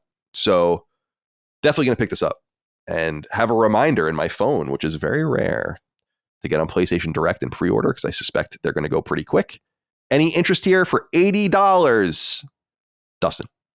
I think it's beautiful. I'm so glad to see that their other special edition controllers have been all right. I think they did the God of War one. They have the Concord one coming out. They've been okay, but this one is definitely the best one they've done yet. I love the blue buttons. I guess they're white buttons, but the symbols themselves are like a light blue. Looks really nice. I don't need it. I'm an Edge man myself. So, and I have 3 DualSense controllers. So I already have more than I need, but it's very nice. Maybe if I could be swayed into another DualSense if they do I guess this would be 30th anniversary and they did a PS1 style controller. That'd be sick. I would get that. But until then, I'll be edging. Yeah, a lot of people like edging. I can't teach myself new button combinations and like the paddles. I just don't feel like it's going to work for me. You can't teach yourself to edge. Maybe I could teach you to edge. I like for you to sit down and teach me how to edge one day. Certainly. Yeah, I'm down. All right. Wario64 over on Twitter. Renowned Twitter account, gaming Twitter account. Very useful. Tweeting out sales, news information, etc. 1.1 million followers. Wow, I had no idea he had that many followers. He writes here that Until Dawn on PS5 and PC, which is coming out this fall, the reimagining, I guess, or remake of the 2015 supermassive PlayStation 4 game, this time by Ballistic Moon, working in a second-party capacity again, has a rating of M on PC and PS5 from the ESRB. This is not a surprise, of course, but it's indicative that the game is close, and we know that. So I expect a release date fairly soon. It's pretty exciting. Stalker 2 was also ESRB rated at the same time, but we won't be able to play that on PlayStation 5 until next year. Any interest in this, Chris? Until Dawn remake? Are you going to get this? I don't think so. I think Until Dawn doesn't. It's not a gameplay game enough for me to jump back in. Like I still like I remember all of Until Dawn. I never played it as far as I remember, but like I remember watching a lot of it, and I just don't know. I don't know if there's really that much for me there. Probably gonna pass on this, but I'm curious to see how it's gonna do though, because it has been a while since. Because that was 2016, right? Or 2015. Oh, 2015. Yeah, it's even longer ago. So I'm curious to see how it does after all this time. Yeah, it came out in August of 2015, and I remember kind of criticizing that, thinking that it came just a little too early. I hope that they market it more towards Halloween. I don't know if that will really matter or help, but I feel like it can't hurt. And you're right, the game, what I remember about Until Dawn coming out was it was very stream friendly. Like people were streaming the shit out of it, and that went a long way to making that game somewhat of a hit for PlayStation. I beat it a couple times, but I'll definitely pick this new one up. Dustin, are you going to play Until Dawn remake when it comes out? I don't know, what, October, I assume? Yeah, I will skip on it for now. I'll probably check it out at some point, just because, like Chris said, I feel like it's still, I don't want to say fresh in my mind, but I remember all the main beats. I will say, reading through this, the rating summary, which these are always fun to read, it reminded me of the insanely cringe part where he says, because they put this specific part, let's party like we're fucking porn stars. It's like, dude, no one says that. Right. No one says that. But no. I'm glad that they included that in the rating for me to make my decision if it's appropriate for our new child, because maybe he'll want to play it this coming October. But all right. Until Dawn, you can play it right now on your PS5, the PS4 version, if you want. Yeah. You don't have to wait. I am interested to see what Ballistic Moon does with it, though. And Supermassive is a company in a very different position now than they were. I remember when Until Dawn came out, it was in between Beyond Two Souls and Detroit Become Human. And remember the kind of what I was saying at the time was it felt like they out Quantic Dream. But then I think Quantic Dream came back with Detroit, which I think is superb. And I know a lot of people don't like it, but I really, really liked it. And Supermassive kind of fell out of favor. I always felt like Supermassive was going to be purchased by Sony. And Bandai Namco, it's funny, man. Bandai Namco kind of just scoops in. They did the same thing with Demon's Souls, where they kind of scoop in and be like, we'll publish your game that's exactly like the other game and bring it to all the platforms or whatever. And so I think it all worked out for everyone. I still have not played. I've bought 3 of them, actually, because I want to support them. But the Dark Pictures anthology, I'd really like to sit down and play those at some point. I did play The Quarry, which I wasn't crazy about. Okay. Let's see here. Voice actors on strike.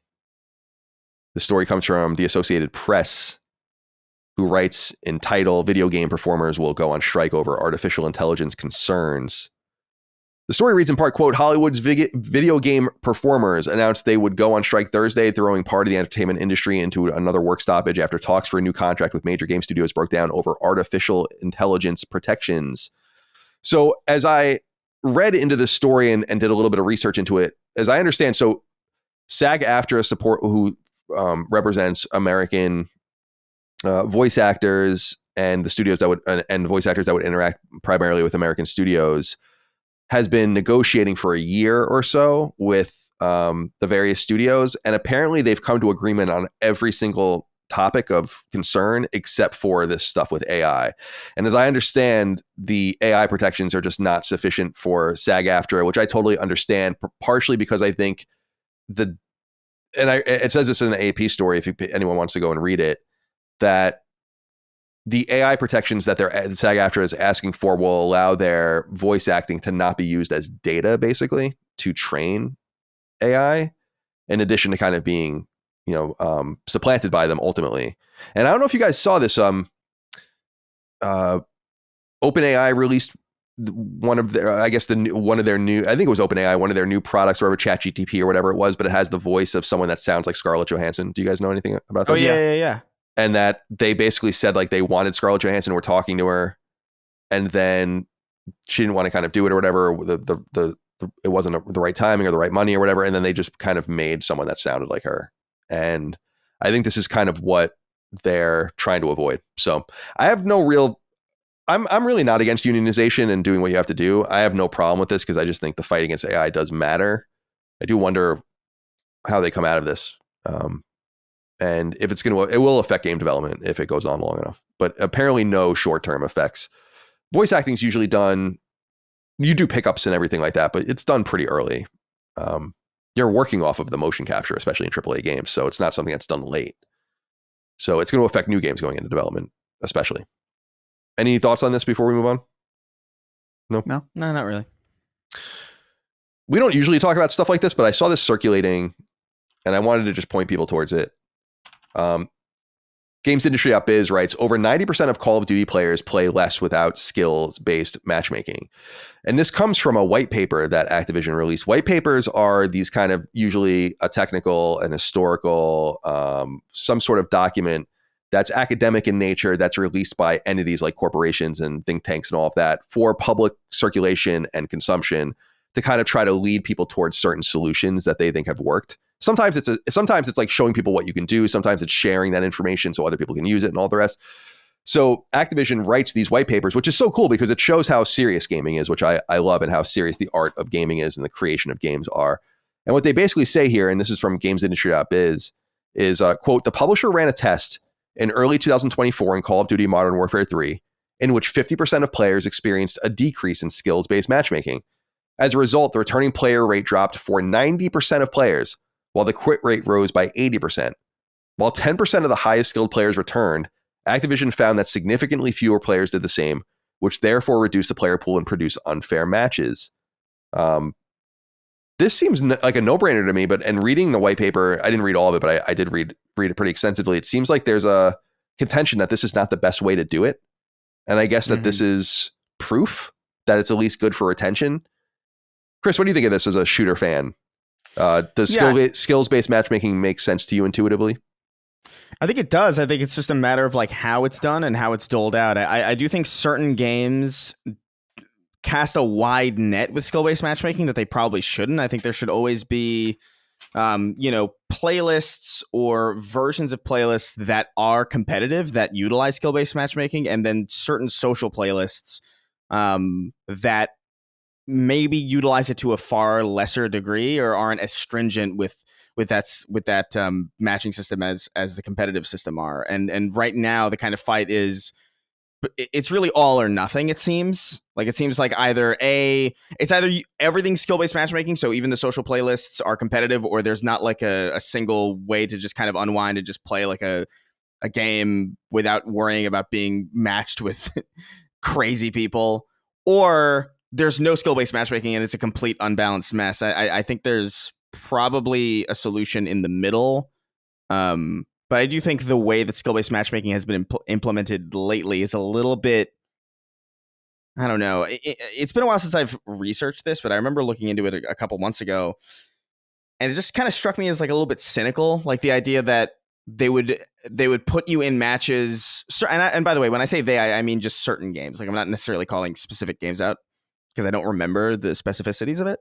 But there were games that were intentionally putting you in matches where you would do well and then ripping the thing out from under you so that you would feel like more engaged emotionally, and then more was like, no, I can't lose. You know what I mean? There's like a psychological kind of thing there that I think is a little bit too extra, in my opinion. And that's kind of where the debate about this is. I don't think there's any debate that skill-based matchmaking is essential or required, especially for games that are competitive. It's just a matter of like how ubiquitous that is in the overall game experience, because sometimes you don't necessarily want to sweat. I mean, that's how I grew up anyway. Like that's the Halo and even Overwatch with quick play.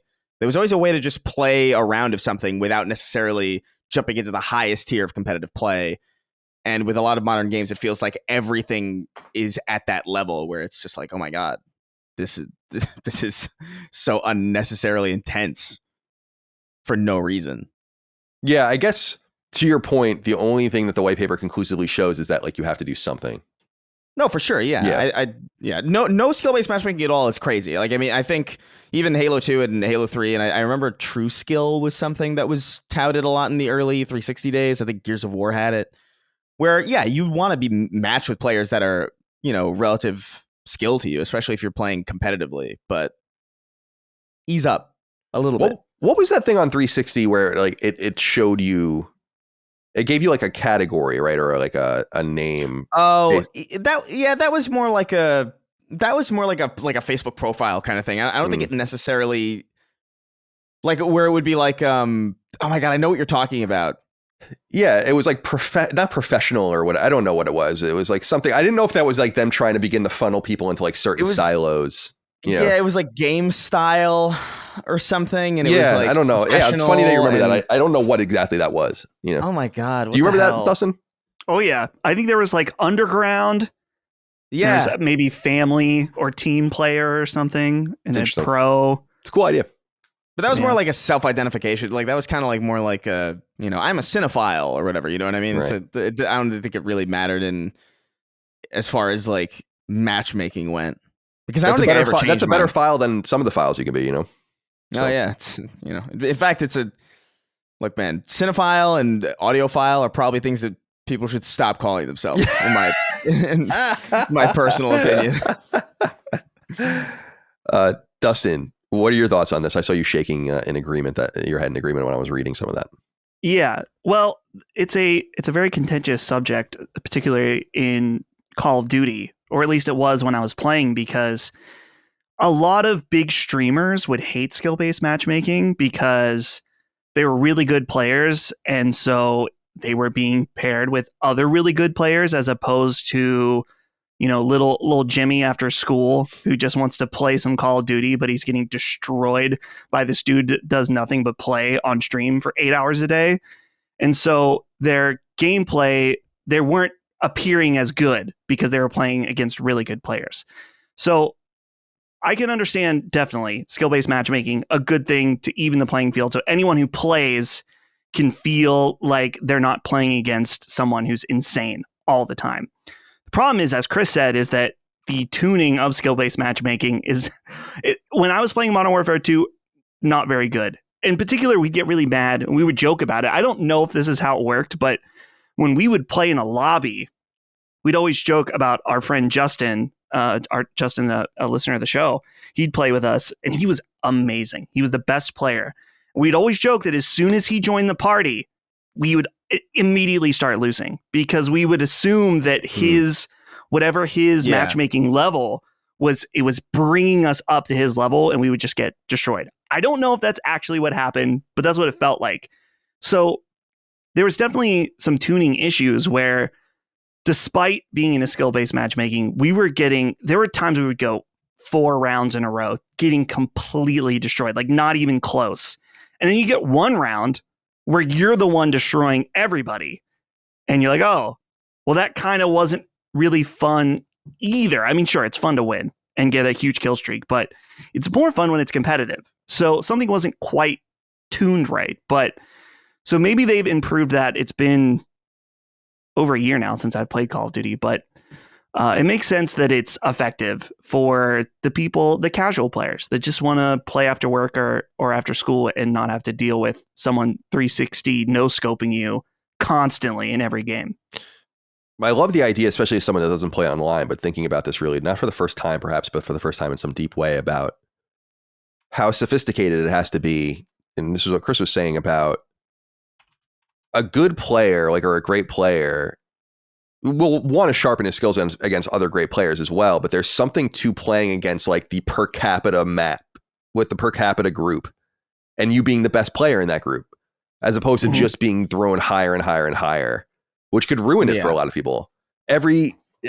Well, it reminds me a little bit of political polling, where the argument is that like you could actually fuck a poll up by having too many people if it's not representative of the per capita representation of like what you're trying to get like the 18 to 34 voters or whatever it is you're trying to do. And if you get too many people, it starts to kind of reduce the numbers. And in a very similar thing here, it's like if you have a game that's kind of smaller or more niche, the matchmaking needs are different than a game like Call of Duty that cycles in potentially millions of players a month, into one specific game, one specific match type or whatever. It's really, really cool. I love that games are so sophisticated that it requires that level of study and is central and vital to the game working. Maybe even more than the gameplay, because the gameplay can be great, but if you're getting fucking railroaded, you're still not going to play. It's like the most important thing. In other words, it's kind of interesting. Yeah. Shout out to the data analysts out there doing their work. Okay. This happened, actually. Chris brought this up in the last episode, but I wasn't prepared to talk about it because I didn't know what the hell was going on. So this comes from Wario64. Again, I don't know if we cited him twice in any show ever. So that's great. We cite him often, but twice in a show, I don't know if that happens. He notes here, so at San Diego Comic-Con, toys galore. Of course, we were talking about the Mega Man toys last week. And there were Legacy of Kain, Soul Reaver 1 and 2 remastered toys. Mm-hmm. This game hasn't been announced, but there's a clear placard in front of these toys there. I don't know if they ended up like taking these down, but it's too late. That would be like total Streisand affecting this or whatever. But it seems like something got by the goalie, and Embracer, now the owner of Crystal Dynamics and these games, I wonder if this is indicative of these titles actually coming over, and it seems like that is indeed the case. It's been more than 20 years since a Legacy of Kain game. Of course, Blood Omen was the first one, and that's from Silicon Knights, actually, which is super funny. Did either of you, what game I was thinking of recently, did either of you play Two Human? Yeah. Do you remember that game? I remember it, but I didn't play it. And that was like supposed to be like the biggest thing in the world, and they worked on it forever. That's Dennis Dyack, right? I don't know. Yeah. And of course, Eternal Darkness is a great game. But anyway, Blood Omen Legacy of Kain came to PlayStation, the original PlayStation in 1996. And then it was followed by Legacy of Kain, Soul Reaver, and Soul Reaver 2. And these were Crystal Dynamics games published by Eidos, released in 1999 on PS1 and then on PS2 in 2001. Soul Reaver 2 was like one of the first important PS2 games from third party. And then we had, I think, another game that was a Blood Omen sequel, and I don't really know anything about that. And that was the last time we ever saw this series. So this series has kind of just been sitting in stasis. And what's interesting about, for people that don't know about what's cool from a PlayStation perspective about Soul Reaver, is that it was designed by Amy Hennig, who went on to write and create the Uncharted series, of course, at Naughty Dog.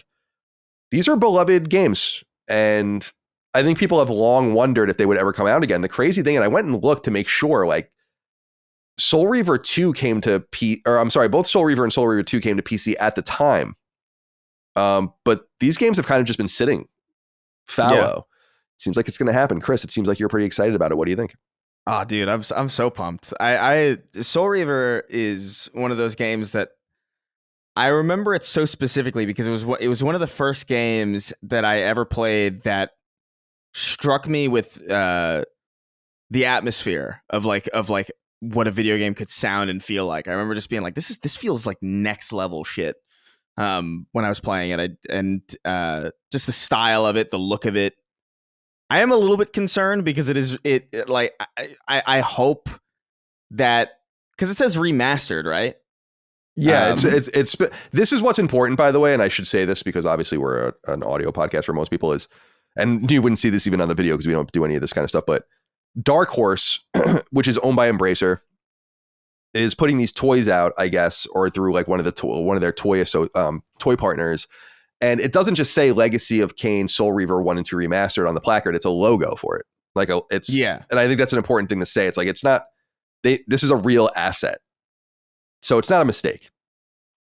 Yeah, no, 100%. I guess the term remaster has carries with it some implications. It's not a remake, so it's not from the ground up. It seems like it might be, maybe a new coat of paint. I guess my hope is that they retain that style, and if they don't, that there's like maybe like a Master Chief Collection way to like toggle back and forth, since there won't be any real intensive transformative work done on the underlying gameplay that would have made it a remake in the first place. So like that's my one hope, is that it retains like the soul and spirit and look of the original Soul Reaver, because there's something about that game, and I understand that like it might be purely nostalgic, but I love the way that game looks and sounds and feels in its PS1 kind of jank and strangeness. There's a specialness there that I really hope is still there. But I'm super stoked about this. Yeah, I wonder what versions they're going to release, because the original Soul Reaver got ported to Dreamcast. And I think the second one was supposed to, but Dreamcast had died too soon. And because Dreamcast was discontinued before Soul Reaver 2 even came to market, which was in the fall of 2001. So, and the Dreamcast was discontinued in the spring of 2001. So, they have some like slightly higher, and obviously the PC versions are going to be much more sophisticated, I think, too, from like the contemporary PC versions. I'll be curious. In other words, I don't know that they have to do very much to it. I saw people complaining about Tomba, for instance, with it being still in 4.3 and all of that. I'm like, there's only so much you can do to a game that's rendered for that, rendered like that, as opposed to a PC game where you can imagine it being more malleable, and maybe they can do more with that and then port those over. I don't know. But you're right to key in on the remastered, which is, and I think these, especially PS1 era games remastered, don't always look right, because sometimes I see these games and the assets are so nice and the textures are so nice and all of that remastering really pops them, and sometimes it makes these games look worse because there's not much to it. I also saw this interesting video going around showing the same sprites on a CRT and on a flat screen, or like a plasma screen or whatever, or an LED screen, and how they were created to take advantage of all the quirks of the CRT, like the degrading of them or whatever. And I was like, wow, man, I never really, they were using Shovel Knight as an example of like what we think games looked like, but actually it didn't, and it was very, even for someone like me that really grew up in that era, I was like, wow, I was really tuned into that. So anyway, that's a diatribe of another kind for another time. Any interest in this game? Did I go to you already, Dustin? No, I didn't go to you on this. No. Yeah, talk to me about this. Yeah, well, I'm happy for Chris. Chris is having his Tomba moment of the year. Yeah. And so I'm happy we can will these games from our childhood back into existence. I've never played this game. I know so little about it. I think I picked up the first one at a gaming convention or something at some point. I haven't gotten to it yet, but maybe I'll wait to check this out, because so many people, I mean, certainly way more than Tomba, people really love this game, and I think it's cool. I think the way it got leaked is really funny as well. At this point, you'd imagine, like, just drop the teaser or something. Just confirm it. There's no point in dancing around like it doesn't exist. But happy for the fans, the Legacy of Kain fans out there. Cool. I like getting these PS1 games coming out in maybe, see, Chris, because I feel like remasters are great. I play, Final Fantasy VII, amazing, or remakes. Yeah. The remakes are awesome, especially when they're done right in a way they're able to reinvent something. But a quality remaster, cleaning some things up, maybe some quality of life stuff, I appreciate that just as much, because I appreciate the authentic experience, which we'll get into that with Tomba in a little bit. So hopefully it is a good remaster. It's always funny when there are certain remasters that are worse than the original. It's certainly in the realm of possibility, but we'll just have to wait and see what happens with this. Yeah. Fingers crossed. It shows, like, sometimes people ask, like, why are games so secretive? And I totally get that. I think it's too precious. But this is an example of why games are secretive, because the toy company associated with the producer or the publisher of the game in another part of the silo somehow didn't know that they weren't supposed to say this yet, or show this yet. It's interesting. Or the deals were inked already. That's also possible. Like there might have been deals inked, and maybe the game's taking longer, and maybe they had planned to reveal it by now, but like maybe like there's like a snag, and in production, but the deal with the toy company was already made. So I was like, listen, we gotta put. That's kind of what happened with Halo Infinite, because Halo Infinite had all these like Mega Bloks oriented like stuff, these story things that never actually ended up happening in the game, presumably because the game got rebooted sometime during the toy deal. And so that's how we learned a lot about like what was going to be in the game or what was originally planned. So that kind of thing does happen. But yeah, no, I'm fucking over the moon about this. You have no idea. Soul Reaver's so fucking cool. Well, Sean Santarud said, "Hey, Sacred Crew, at San Diego Comic-Con, there was a Raziel and Kain statue with the titles Soul Reaver 1 and 2 Remastered. Is this too good to be true? Or is Embracer trolling us?" No, I think this is real. Yeah. So I think that's our conclusion. And we'll likely hear more. I think some people started thinking it was nothing because it wasn't announced immediately. But I think, Chris, to your point, it might have been, they might not have a trailer. Like there might not be anything ready to go. You know, who knows? Yeah, it's possible. I don't know. If this was a joke, it's one of the cruelest things ever. Like I've had enough of. They've been doing this with Splinter Cell as well, where it's just like, hey, yeah, Sam Fisher, whatever. And it's been like 10 years since we've heard anything. So it's like, I can't handle this happening to something else. Okay, stop hurting me. Stop. All right, this comes straight from the horse's mouth here. The Behemoth, a wonderful developer, usually associated much more with Xbox than anything else. Mm-hmm. But they tweeted out the Behemoth and then a handshaking emoji, PlayStation gamers. You asked, and this chicken listened. Alien Hominid Invasion and Alien Hominid HD are coming soon to PlayStation 4 and PlayStation 5. This is exciting news. The Behemoth, of course, probably best known still for Castle Crashers, the 2008 game that came to PS3 in 2009. Love that game. Just an absolute fucking classic. But their original games were Alien Hominid, and Alien Hominid 360, which Alien Hominid 360 was basically just a port of the original Alien Hominid. But Alien Hominid was a 2004 game on PS2. It came to GameCube as well, Xbox, etc. And just the classic art style that you would know from their games really begins there. And then they kind of fell off with PlayStation for a while because Battle Block Theater came out in 2013, and that's still not available on any PlayStation platform. Then they came out with Castle Crashers Remastered, which was on PS4. But then they came out in 2018 with Pit People, which has also never come to PlayStation.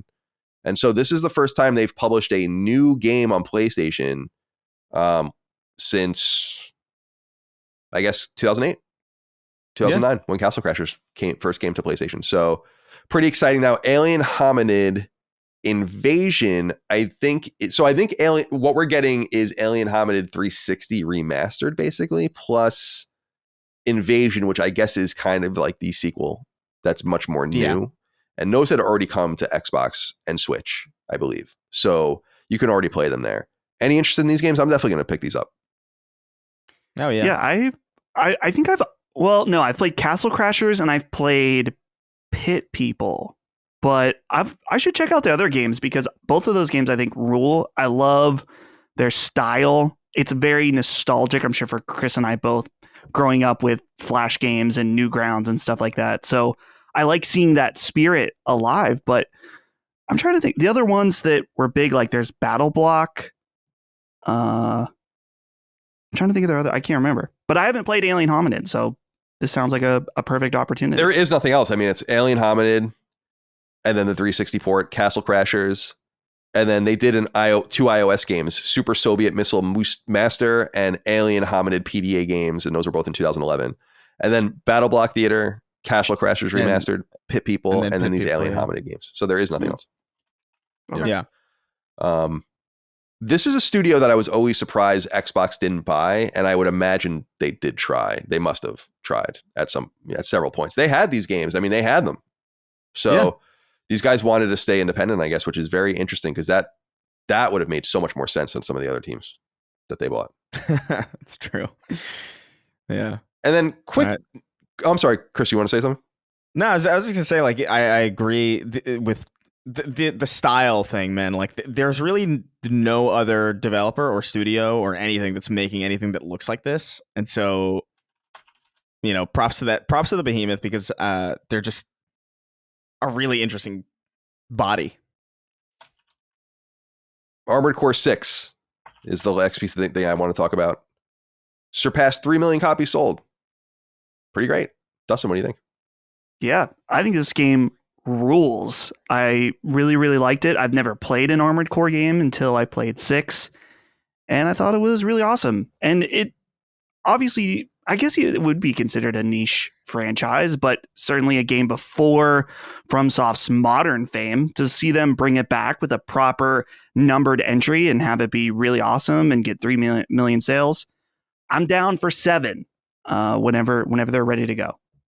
And then the other thing is sales related too, which is Silent Hill. Well, not sales related, but download related, I guess, which is Silent Hill, the short message. 3 million downloads on PS5. It's supposed to be horrible, isn't it? Guess people are really attracted to free things, though. Yeah. Did either of you play it? I didn't play it. I did not. Played it and almost got to the end, and the end was so annoying that I invested so much time that I thought I should just finish it, but I was getting so mad. I said, fuck it. Turned it off. Shit sucks. Don't play it. Fair enough. Okay. Let's get into what we're playing. Then we'll get into the bigger news items. Of course, there's a huge news item this week that we must delve into. But first, we'll discuss what we're playing. I'll go first and I'll go really quick because there's nothing new to really say. I went back and platinumed Still Wakes the Deep. So that's platinum number 163. I don't think this game is particularly worthy of your time or money, but I know a lot of people disagree with that. But that's my take. And then Kunitsugami, Path of the Goddess. I've just been playing through that. A little bit here, a little bit there. I feel like it's gotten pretty hard, which is good. But I have to sit with it and think about it a lot more than I did. I think the Golden Path tracker on PSN has me at 64%, so I'm about 2/3 of the way through the game. But I'm going back to old stages now and just getting the black treasure chests that you can find. If you have the thief character, he'll dig them up for you and do that. So I'm just playing those two things. I think I'm going to move on to, there's a few games that I want to play. The biggest one for me that I bought actually and downloaded when it came out or around the time it came out, but just haven't gotten to it, is that Tales of Kenzara Zao game. Just curious about it. I like Metroidvanias. So I might try to give that some time and see where I get with that in the coming days. And yeah, I don't know. It's a little bit slow right now for new releases. So I'm trying to kind of think about the many, many games in my backlog and where to really go from here. I don't really know. Ayuden Chronicles is another that I was thinking about. Micah just bought it on Switch. By the way, she probably talked about this on Punching Up, but she's playing the Oregon Trail, the new Oregon Trail on Switch. Yeah. And it's so good. It looks great. It's really cool. Like she bought it and I love the original Oregon Trail. Like that's an iconic game for me. It's like a really seminal game. Really the first PC game, or it was an Apple game that I had remembered even playing. And so when she's like, oh, there's a new one, and she bought it. And I had seen that it came out because there was trophies placed up for it, but I had no idea how deep they went with it. And it's more akin to like the style of the Oregon Trail sequels, where it's a lot deeper than just the single trail and kind of making decisions as you go, and the very RNG steady, heavy mechanics of it. It's cool. So I'm going to definitely check that out at some point too on PS5. But can't speak to its quality quite yet, but I have been watching her play it, and it does look like a lot of fun. Okay, Dustin, let's go to you next. Since you're playing Kunitsugami too, I guess we can connect things there, and then we'll go to Chris last. I've definitely slowed down on it. It's weird because I'm still enjoying it, but it's not a game that I want to sit and play for multiple hours at a time. I've just kind of been doing 1 or 2 missions. And then I got to say again, I said this last week, but the thing where you go in between missions to go and like fix the towns sucks. I hate doing it. It's a chore to do between each level, but you have to get the upgrade stuff. So I don't like that aspect, but still just playing it here and there. I wanted to update you guys. Last week, I think it was on Friday, I finished Symphony of the Night, Colin. I've done it. I did not 100% it. In fact, I don't think I got the best ending. I got the middle ending, because I think the best ending, you have to clear most of the second map. Yeah, the inverted castle. By the end of this game, I was really into it. I was really getting a flow. I did end up getting that sword. I can't remember what it's called, but there's a super OP sword that you can pick up that lets you slash 1,000,000 times while walking. And while it felt good, it definitely made the ending trivially, insanely easy. But overall, really liked it. Certainly one of the best soundtracks of that era. Maybe one of the best ever. So I'm thinking about going back at some point. Maybe not immediately, and maybe I'll play the PlayStation version just to get some trophies and stuff like that. But overall, really liked it. Had a rough start with the beginning because of a skill issue, but overcame, got good, and really liked it. And then last, but certainly not least, Tomba Special Edition. Colin, I was ready for you to interrupt me with this right in. Oh, you want me to? I'm sorry, you want me to do that now? I was letting you go. Also, I was. Oh no. Let me about the Castlevania thing real quick. Didn't want to interrupt you, but I was looking at this for you just to answer the question for people. 196% is what you need. 196? Yeah, doesn't even make sense. And what I was trying to read was ridiculous. You can spoof the game naturally over 200% by getting out of the castle walls, basically, with the bat and the mist, and that can count towards it. So you can get more than 200%, and therefore it's easier to get than you would think. But yeah, 196% is what you need. Okay, Robbie Cooper wrote in and said, "Hello guys. This question is for Dustin, and I'm still hoping that Chris Collin, Dustin Furman might be born today because I think it would be so funny. Now that Tomba has arrived, what are your initial thoughts? This game has me teary-eyed, remembering how I would come home and play this with my uncle before he got addicted to meth and passed. Jesus. No other game can bring this amount of joy and nostalgia to me." This is like that Bobby Lee clip that's going around. Exactly. Yeah. This is what I thought of just now. All right, so talk to me about it. Tomba Special Edition. How are you feeling it? Yeah, so this came out surprisingly at midnight EST last night, so that was pretty cool. I got to play some last night and this morning, and I gotta say I'm pretty impressed with the overall package. I was going through and checking out some of the extras last night. You can check out these design documents from the game, so it's more CAD-like ones, but there's also actual drawings of different levels. But they even took it a step further where you can click a button and it will overlay translated text over the notes. So because, of course, the original documents are all in Japanese, but they went through and translated even just these hand-drawn notes throughout. They also have a completely remastered soundtrack, which concerned me a little because I've heard remastered soundtracks that take things too far.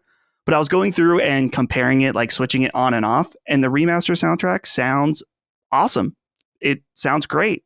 So as far as playing the game, it's exactly as you would remember, as you would expect. It gives you options to either play it, and I think like a normal mode, which of course has the bars, and then you can stretch it out if you want to. If you're a psychopath and want to play it in widescreen for some reason, it's not stretched out. Like they literally just stretched the screen out like you were on Photoshop and just pulled the image. So I wouldn't recommend that. There's a CRT filter if you're into that. There's different borders. I keep that off. But yeah, I hate the borders, dude, by the way. I just want to say that. I just like the black bars. Me too, yeah. Yeah. I don't need a border. I'm glad they're there, though, if someone's into that. There's also an extensive list of videos and interviews they made with the creator of the game. I haven't watched those yet, but as far as like I said, the package itself, there's a ton of stuff to love about this. They really put a lot of effort into it. It plays great, and I've been having an awesome time playing it. It's pretty fresh in my mind from when I played my PS1 copy. I think that was maybe last year. So it's been just enough time, though, that I'm having a good time playing it. There is a convenient rewind feature, much like if you play the NES and Super Nintendo on Switch or other remasters, that you can press the left trigger, go back a few seconds if you fuck up. And I've been using that quite a bit, mainly because I don't have anything to prove since I just beat this game a year ago. But it is nice because there are a few instances of things that might be annoying without that feature, just some dated stuff. But overall, I really like it. I'm still insanely surprised that it even exists. They're already announced that they're doing Tomba 2, which I like more than this game. So it's just crazy. So go check this one out. It's only $20. I do great price. Have the physical edition pre-ordered as well. So limited run, you got me on this one. You were holding the keys, jingling them in front of my face. But the special edition looks cool. Comes with some figures, soundtracks, a book. Will you put the figure in the jar? I'm gonna need 2 jars because you get a Tomba figure and you get a pig figure. And I pre-ordered the plushies that were separate. Who's gonna get more? Who's gonna get more of your man juice, the pig or the Tomba character? Tomba's shirtless, so I feel like that's going to be easier. He's asking for it. He's asking for it. Yeah. But yeah, I highly recommend it. Check it out. Check out the figures. Check out the jars. But check out this game. It's available. I think this is on PlayStation, Switch, and PC. But a lot of people ask me, like, Dustin, why do you like this game? Is this a great game? I don't want anyone to think that this is what I think is literally the best game of all time. It's certainly not that, but it's cute. It's quirky. It's kind of reminds me of Holly right now is playing Mother 3 on my Analog Pocket. And I don't want to say they're similar, but as far as a level of silliness and just overall fun vibe to it, where it's like, oh, I'm trying to take out these evil pigs and they put curses on the land and you got to get the evil pig bag and seal them away. It's very silly. So check it out. $20. Do it for me. Wonderful. All right. Do you want to stop and we'll bank it? Well, not until Chris goes. I'm an asshole. Sorry. We usually go to. I'm sorry. It's written Chris, Colin, Dustin in our notes. I'm sorry. Normally that is fair. I'm sorry, I didn't mean to skip you, Chris. I apologize. That's all good. No, it's fine. Man, what am I? I feel like I'm playing a lot right now because I'm still working my way through Hotline Miami. Nothing really new to say about it. It is still great. Working my way through a little bit of Arkham Asylum. I talked a little bit about that on Summon Sign, but that was more just to kind of like reacquaint myself with it because I've been having like a Batman itch. But the two games that I think I'm like really kind of focused on, I think are like my primaries. Although Hotline Miami is a pretty easy one to focus on because it demands very little. I'm playing Super Mario Galaxy. This was spurred specifically because of the Summon Sign that we did, where I think Brad was playing through Mario Sunshine, and we were just talking about the 3D Mario games, and I realized that like, oh, Galaxy is like the one that I haven't played. I've played Sunshine, I've played 64, I've played Odyssey, but I didn't play Galaxy because I just didn't take the Wii seriously. Like we had a Wii in our house, but like I hated interacting with it in comparison to like the 360 that was like I felt more mine. And so the idea of like spending, high school money on a full video game for the Wii just kind of felt insane to me. So I just completely missed it. And I realized like, oh, I have it actually. I have it in that weird collection that they put out that they yanked off of storefronts. They had it on sale for like a year or whatever on Switch. And I bought it. So I decided to pick it up and actually work my way through it. I think I'm still pretty early in the game. I think I have 4 stars at the moment. And I will say at first when I was playing it, I was like, I hate this. I hate because I hate the motion control, pick up the stars with the thing. It's like, oh, I don't know if is this I feel like this is going to really bother me. But for some reason, I kind of instantaneously got used to it and I grew to like it weirdly quickly. I don't know what the hell is going on. Nintendo's got this weird magic, I guess, that even affects people who don't really care that much about Nintendo, because I really did. By the time I was done with the first level, I was really into it. And I've been enjoying it, but it's still pretty early on. I will say I already like it more than Odyssey, which I will say I don't hate Odyssey at all. I think Odyssey is probably like my least favorite, but I think it's still like very competent and cool and fine. But I like playing it more than I like playing Odyssey, which is nice. But still really early on. I think that's kind of like a morning game for me now, because I woke up this morning and I played a little bit of it. and it was really comfortable, just in my room. It was nice. And then I also decided, as I was going through my library of stuff to play on PlayStation, I was like trying to find stuff that like maybe I hadn't played, or maybe that like I'd only played a little bit. I looked at Metro Exodus for a second, and I was like, no, not yet. I looked at Dave the Diver. I actually started Dave the Diver for about like 10 minutes. And I was like, I'm not in the right frame of mind for this. Although what I did play was kind of cool. And then I saw Immortals of Aveum just sitting there, and I was like, oh, I forgot that I added this to my library. Yeah, let me check it out. I'm in the mood for like a shooter, like kind of like something that I don't have to think that much about.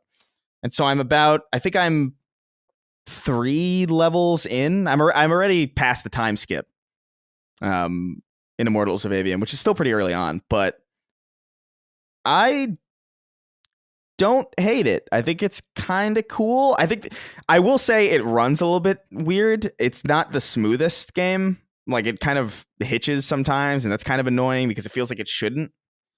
It's one of the first commercial Unreal 5 games, right? Yeah. I think that's probably the reason why. But there's like some performance issues. There's also no FOV slider, which is kind of annoying. Although I will say like the default FOV is okay. It's like fine. I'm not hurting for the FOV slider, but I would really like it. And it's I really don't know why I don't know why first person games come out with no FOV sliders at this point. Like it just seems like that's like such a no brainer to me. It's got to be frame rate, right? Because it's more it must be more demanding at a wider. That must be the only reason. It's like, well, we can only fit this amount of detail on per frame, so we can't give that flexibility. I don't know. I would rather have the flexibility of the FOV than a prettier looking game personally. But I think what the game's doing is kind of cool. The fact that it is a magic shooter, the fact that your guns are spells, the fact that there is like a kind of combo system going on where it's like, okay, this is close. This is like a whip that you can. It actually reminded me a little bit of, Bulletstorm with that whip that you can use to yank people towards. It's like, okay, this is kind of cool. I kind of like it.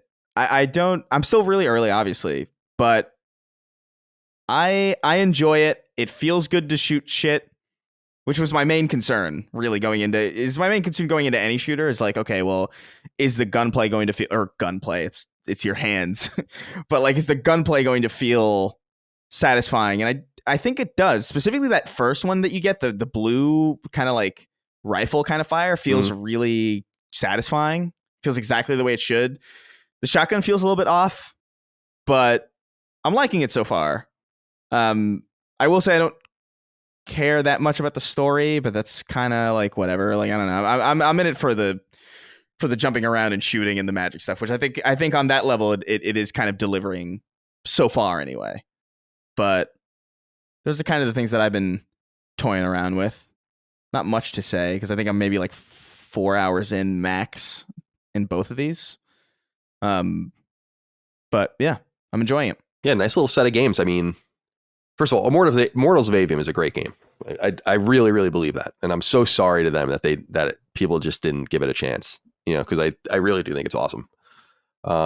Galaxy is a masterpiece, and we were just talking a little bit about that last week on Summon Sign with Brad, and I was saying how Super Mario Galaxy was just incredible. Like it's funny because even the gesturing on the Wii mode in it felt okay because it was so much less dramatic. It's like play Red Steel or whatever, and then play Galaxy, and you're like, all right, I can do this because it's not making me fucking go crazy, or like Wii Sports, obviously, or anything there.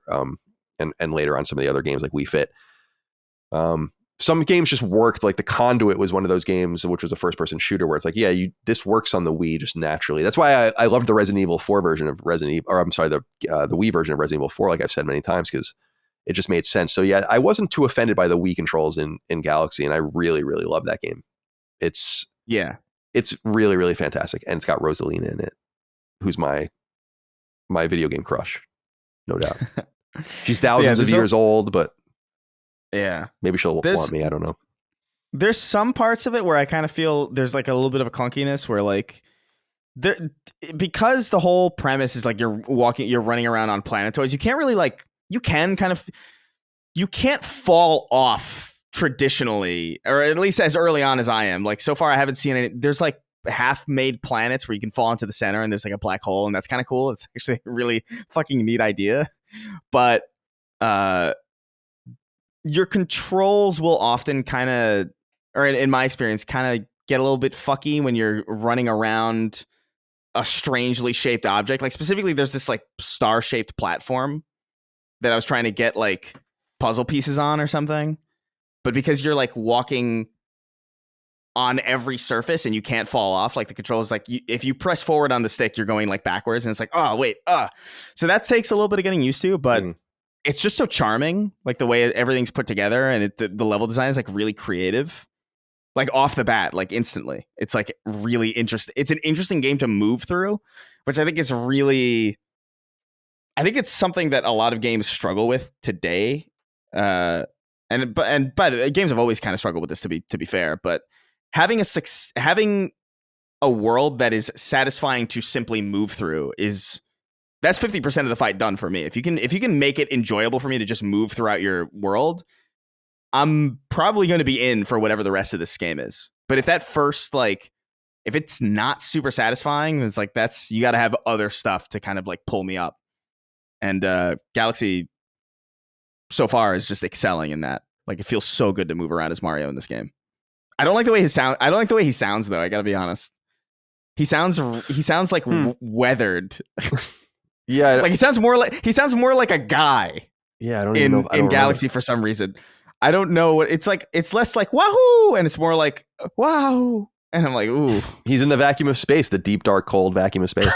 It's aging him rapidly. The radiation is. Yeah, but no, Galaxy's great so far. I love it. Cool. And Immortals of Aveum is pretty cool. I'm glad to hear it. Excellent. All right, now we can move on. Sorry to have cut you off earlier. No, you're good. My friends, we asked for news and we got it. This is a long one. A lot of information in here, so give me a few moments and I'll get through it. Number one, Sony-owned studio Bungie, once renowned for its seminal work in the Halo franchise and more recently with its mega popular Destiny series, is entering its next phase, and it's doing so while slowly drowning. But first, some background. Bungie was founded way back in the early 90s and was once famous for its pioneering work on Apple's Mac platform, specifically with its marathon FPS trilogy from the mid-90s and its late 90s RTS franchise Myth. But at the turn of the century, Bungie took the leap to console with its Xbox launch game Halo Combat Evolved, which came out in 2001 and helped shape the internet era of consoles. Indeed, Microsoft bought the team outright in 2000, and they were with Microsoft as a first party until 2007, getting out of the ownership situation the same year Halo 3 came to Xbox 360, though as part of that deal, they would continue making Halo games for a short time. Their last Halo game was 2010's Halo Reach. At this point, they went off on their own to work on what would become Destiny, which came to both PS3 and PS4 in 2014, and which, alongside the game's original publisher Activision, shot Bungie into the next level of stardom, particularly when Destiny 2 launched in 2017, soon after severing itself from Activision and walking away with the IP intact by 2019. Now, fast forward to 2022, and out of the blue, Sony purchased Bungie for more than $3 billion, a bigger acquisition than virtually any it had previously made combined, at least in the game space. And ever since, this deal has gotten worse and worse, with 3 rounds of layoffs and Sony's stash of money helping to prop up a deeply bloated and declining team. Meanwhile, apart from the recently released The Final Shape expansion, Sony has gotten very little return on its investment and is no doubt struggling to make this strange deal work, one that was predicated on keeping Bungie out of PlayStation Studios and out on its own, in a position of power within the family that it never earned, and which has siphoned resources from successful studios that actually make the brand money. And now we come to the news itself. Another layoff, this time affecting a further 17% of the studio, or around 220 roles, bringing Bungie's headcount, 850, to its lowest point in years. Word comes by way of a detailed letter from Pete Parsons, a longtime Bungie employee who is now the CEO, but who has been the COO before that, a marketer before that, and a producer before that. I think he came on during Halo 2. He says in part that, quote, "It has become clear that we need to make substantial changes to our cost structure and focus development entirely on Destiny and Marathon," end quote. Interestingly, quote, "These actions will affect every level of the company, including most of our executive and senior leader roles," end quote. Here's what he had to say also in part, but with more detail. Quote, "I realize all of this is hard news, especially following the success we have seen with The Final Shape. But as we've navigated the broader economic realities over the last year, and after exhausting all other mitigation options, this has become a necessary decision to refocus our studio and our business with more realistic goals and viable financials. We are committing to 2 other major changes today that we believe will support our focus, leverage Sony's strengths, and create new opportunities for Bungie talent, end quote. To start, though Sony promised autonomy for Bungie, it's clear that Bungie is unable to run itself properly, and so Sony will be taking on some of the team's talent as SIE employees. Parsons writes in part, quote, "We are deepening our integration with Sony Interactive Entertainment, working to integrate 155 of our roles, roughly 12%, into SIE over the next few quarters. SIE has worked tirelessly with us to identify roles for many of our people as possible, enabling us together to save a great deal of talent that would otherwise have been affected by the reduction in force," end quote. In other words, that 850-ish people headcount will soon be 700 people. But the second thing Parsons brings up is very interesting indeed. He continues, quote, "Second, we are working with PlayStation Studios leadership to spin out one of our incubation projects, an action game set in a brand new science fantasy universe, to form a new studio within PlayStation Studios to continue its promising development," end quote. It's unclear how many of the remaining employees are working on this game. I've read that it's between 40 and 50, by the way, when the shift over will happen or what the headcount will look like once it's done.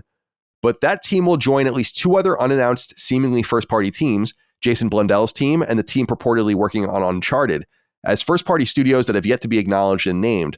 Parsons has a lot more to say in the letter, but this is probably the final piece of interesting information. Quote, For over 5 years, he says, "For over 5 years, it has been our goal to ship games in 3 enduring global franchises. To realize that ambition, we set up several incubation projects, each seeded with senior development leaders from our existing teams. We eventually realized that this model stretched our talent too thin too quickly. It also forced our studio support structures to scale to a larger level than we could realistically support, given our 2 primary projects in development, Destiny and Marathon. Additionally, in 2023, our rapid expansion ran headlong into broad economic slowdown, a sharp downturn in the games industry, our quality miss with Destiny 2 Lightfall, and the need to give both the Final Shape and Marathon the time needed to ensure both projects deliver at the quality our players expect and deserve. We were overly ambitious, our financial safety margins were subsequently exceeded, and we began running in the red. After this new trajectory became clear, we knew we had to change our course and speed, and we did everything we could to avoid today's outcome." End quote. So a lot of information there. The news we were looking for, but perhaps not the news we were looking for, although the news that was perhaps to be expected. Mm-hmm. Chris, I've been very eager to hear from you about this. So to set this up for you, it sounds like the team will now be 850 people. It will reduce to 700 when 150 people over the coming quarters are siphoned into Sony. And then what I've read is about 50 more of them will then split off into a first-party studio under PlayStation Studios umbrella. So we're going to get a new first party with a new game that they like the looks of. This is ultimately going to cut Bungie maybe in half from their highest headcount. They keep bringing up Destiny, so I think that really indicates that Destiny has a strong future in their mind. Maybe Destiny 3 or whatever, I don't know. And then Marathon is obviously going to come out next year. It's a multi-platform project. So we have all of those things in place.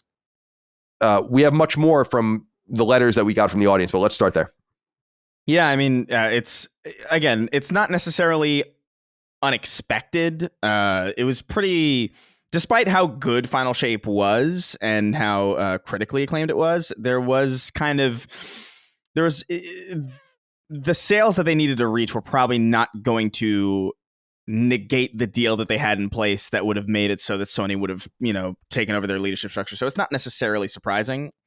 Even if it is a bit disappointing, it is sad that so many people are losing their jobs. Obviously, I do think it's questionable that, with all due respect, I think it's very questionable that Pete Parsons is still in his position. But that is, I guess, neither here nor there. I think this is fascinating to me, not necessarily because there are layoffs like we expected, but I didn't expect the existence of a secondary or like a spin-off studio to find its way into the announcement of this also.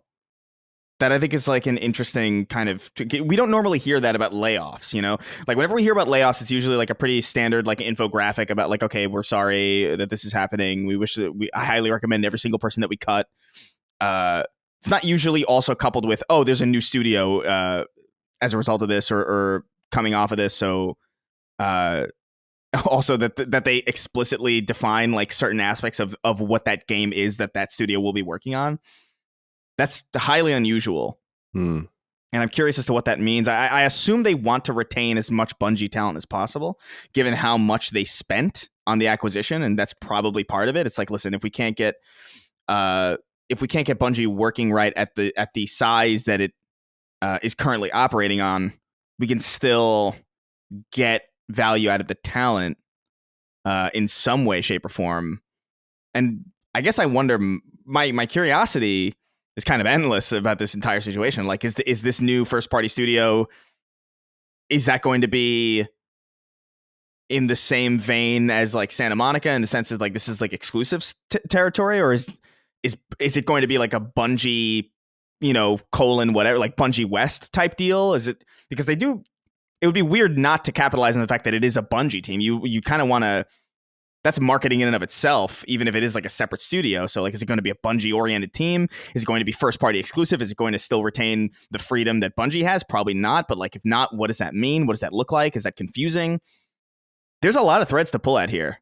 And I really kind of don't know where to begin, because a lot of it is interesting. What do you think, Dustin? High level thoughts. Yeah. Well, it is maybe the most interesting thing, which Chris is touching on, is just that, we're getting another new PlayStation Studio out of this. And my take, Chris, is that this is Sony's drink your milkshake situation, where it's like, okay, well, we let you, part of this deal was that you would be able to remain third party, kind of, as far as like releasing multi-platform, I should say. Yeah. But now things are not working out, and we bought you for your talent.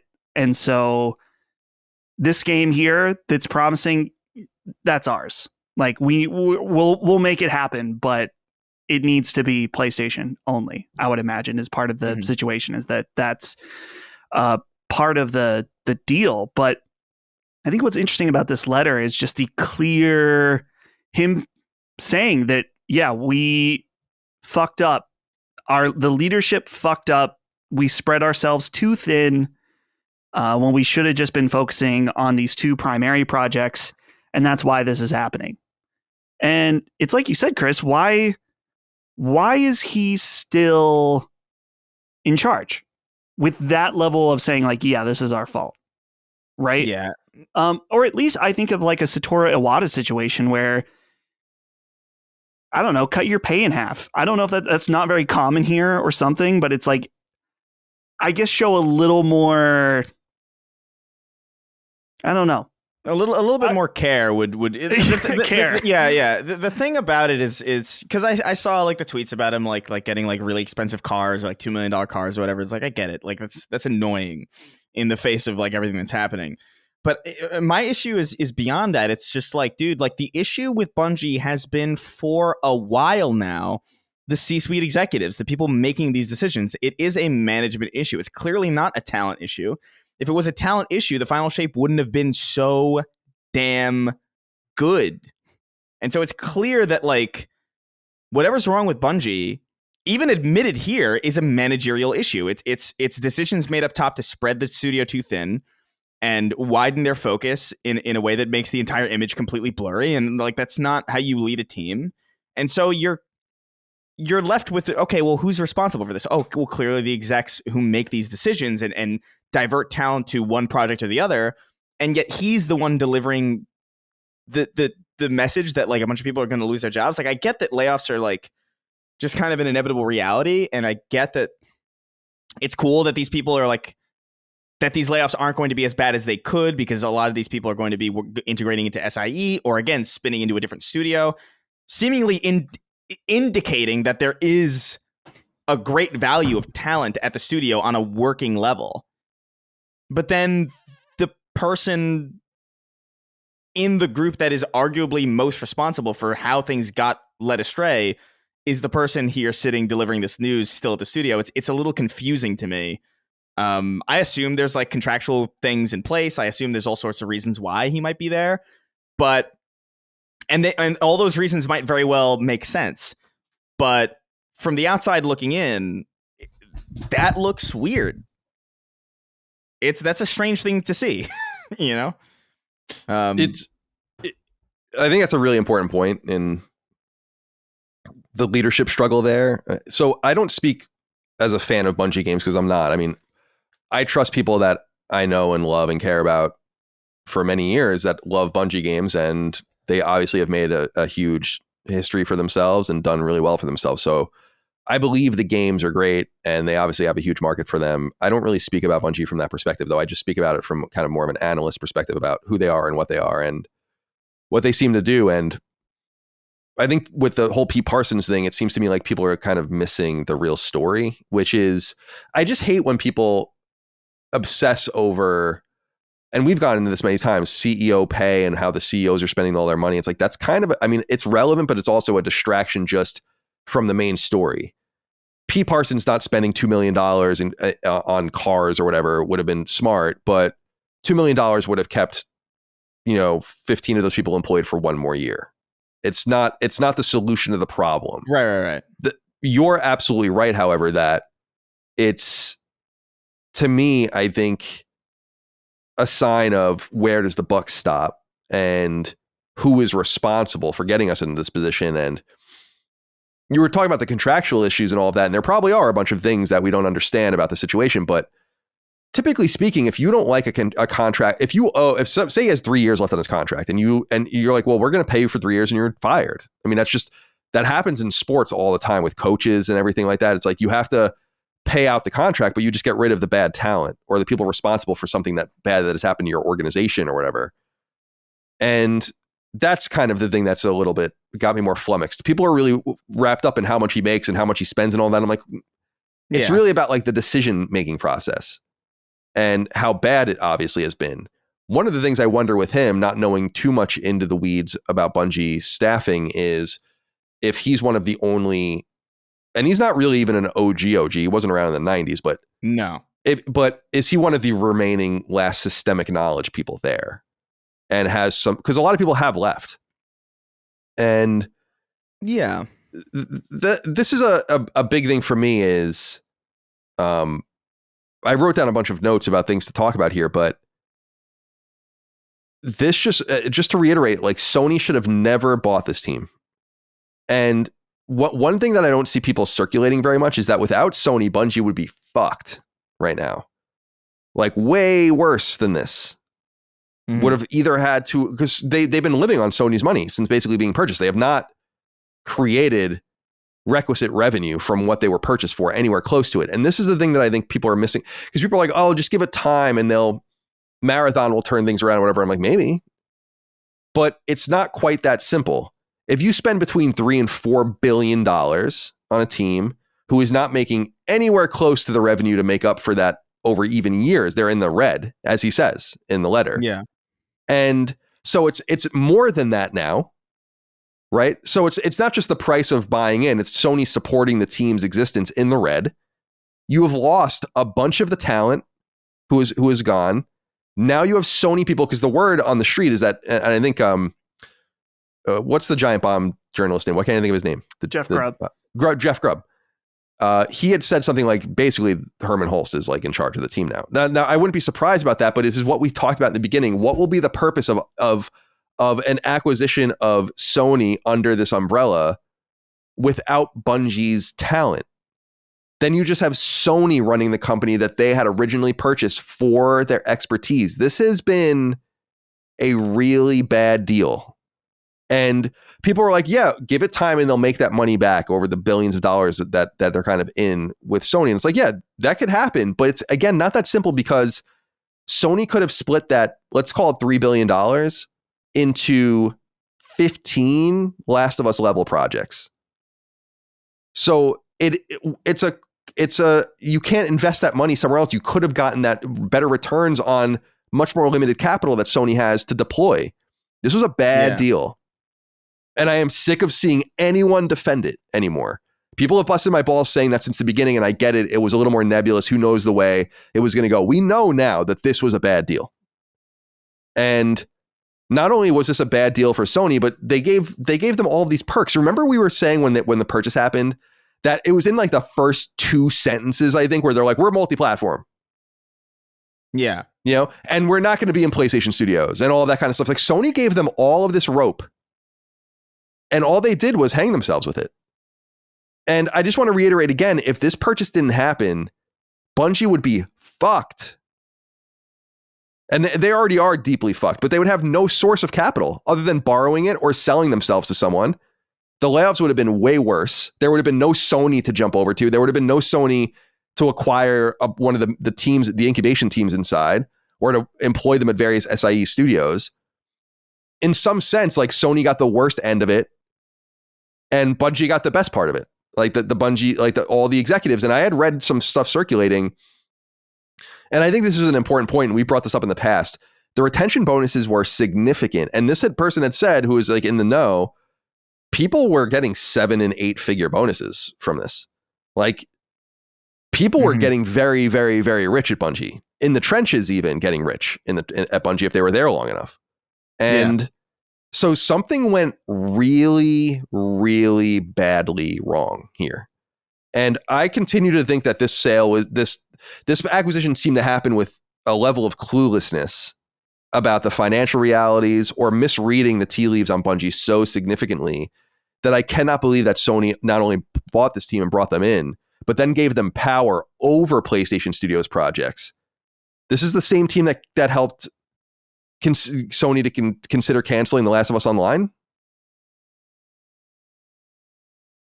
Naughty Dog makes money. You know, to me, it seems if I were at Naughty Dog and knowing that, and that is apparently part of the story, it's like, fuck that. What is this insanity? What do these people know if they can't keep their staffing up and the bloat and the wasted money? I just don't understand why Sony ever needed to make this acquisition. It was stupid. It's not to say Bungie doesn't have a future. It's not to say Marathon's not going to be great. I don't know. Or Destiny 3 or the Destiny 2 future support, whatever's going to be awesome in this new project. I have no idea. I'm just saying that it's an opportunity cost when you spend money on something like this and you could have spent it somewhere else. Right. And now at the very best, you're going to have to rehabilitate Bungie yourself. Because now you own the cow for some reason that you voluntarily bought for its expertise, of which many of its experts are gone, in a genre that Sony seems to be abandoning already. Yeah. Yeah. It's very strange.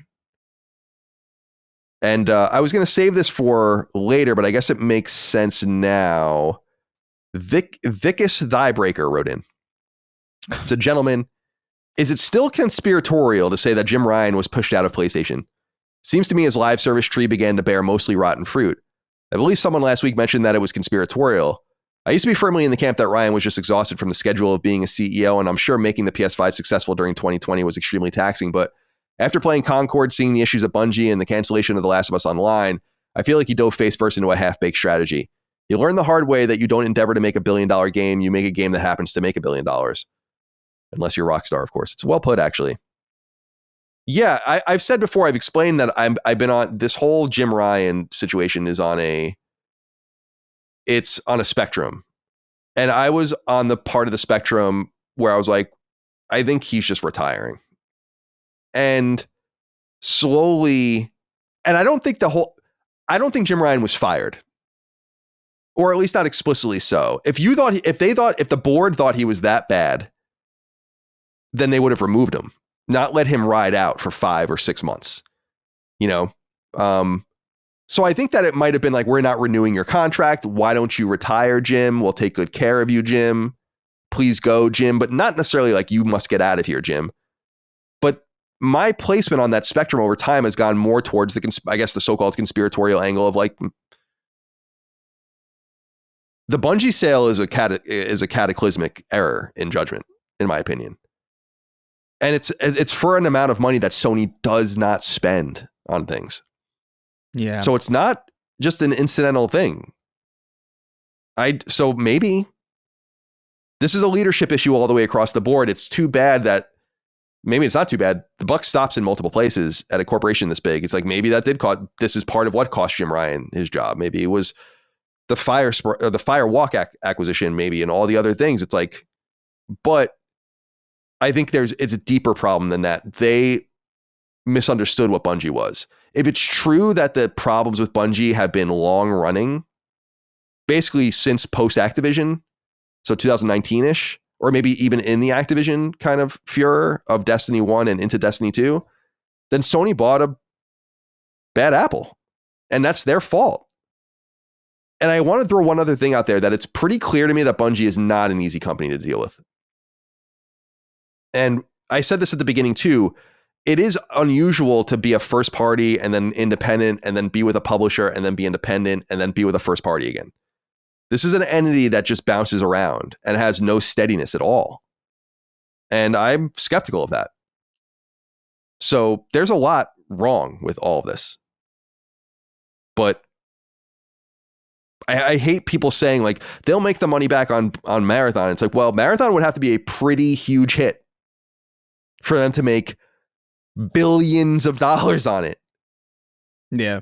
Plural, multiple billions. And that would only pay for the cost of acquisition.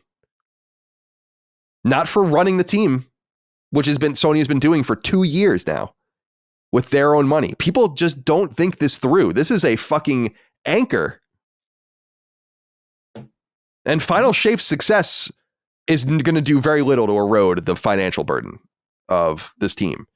600, 700 people is still a lot of people. Way bigger than any team in Sony's family. So, yeah. All right, let's get into some of these inquiries. Connor, you had something about leadership. I think we actually already read or talked a lot about that, though, so I'm deleting it. Baptiste Hebert wrote in and said, hey, guys, I've worked in project management for years and on bigger projects than Bungie's portfolio combined. Frankly, I do not understand how they had 1,100 headcount for so long, especially for a couple of years after having been acquired by Sony. I'll be candid. First, I don't think these cuts are deep enough.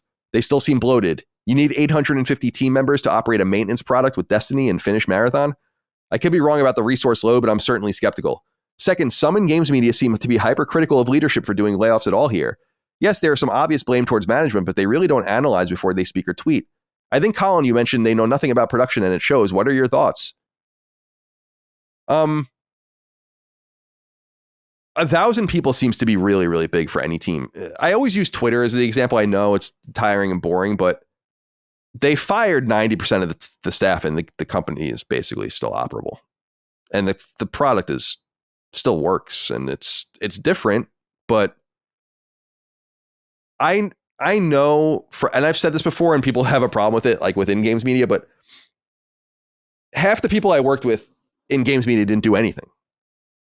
Served no real purpose to the product, have no idea why they made money, no idea what they contributed to anything.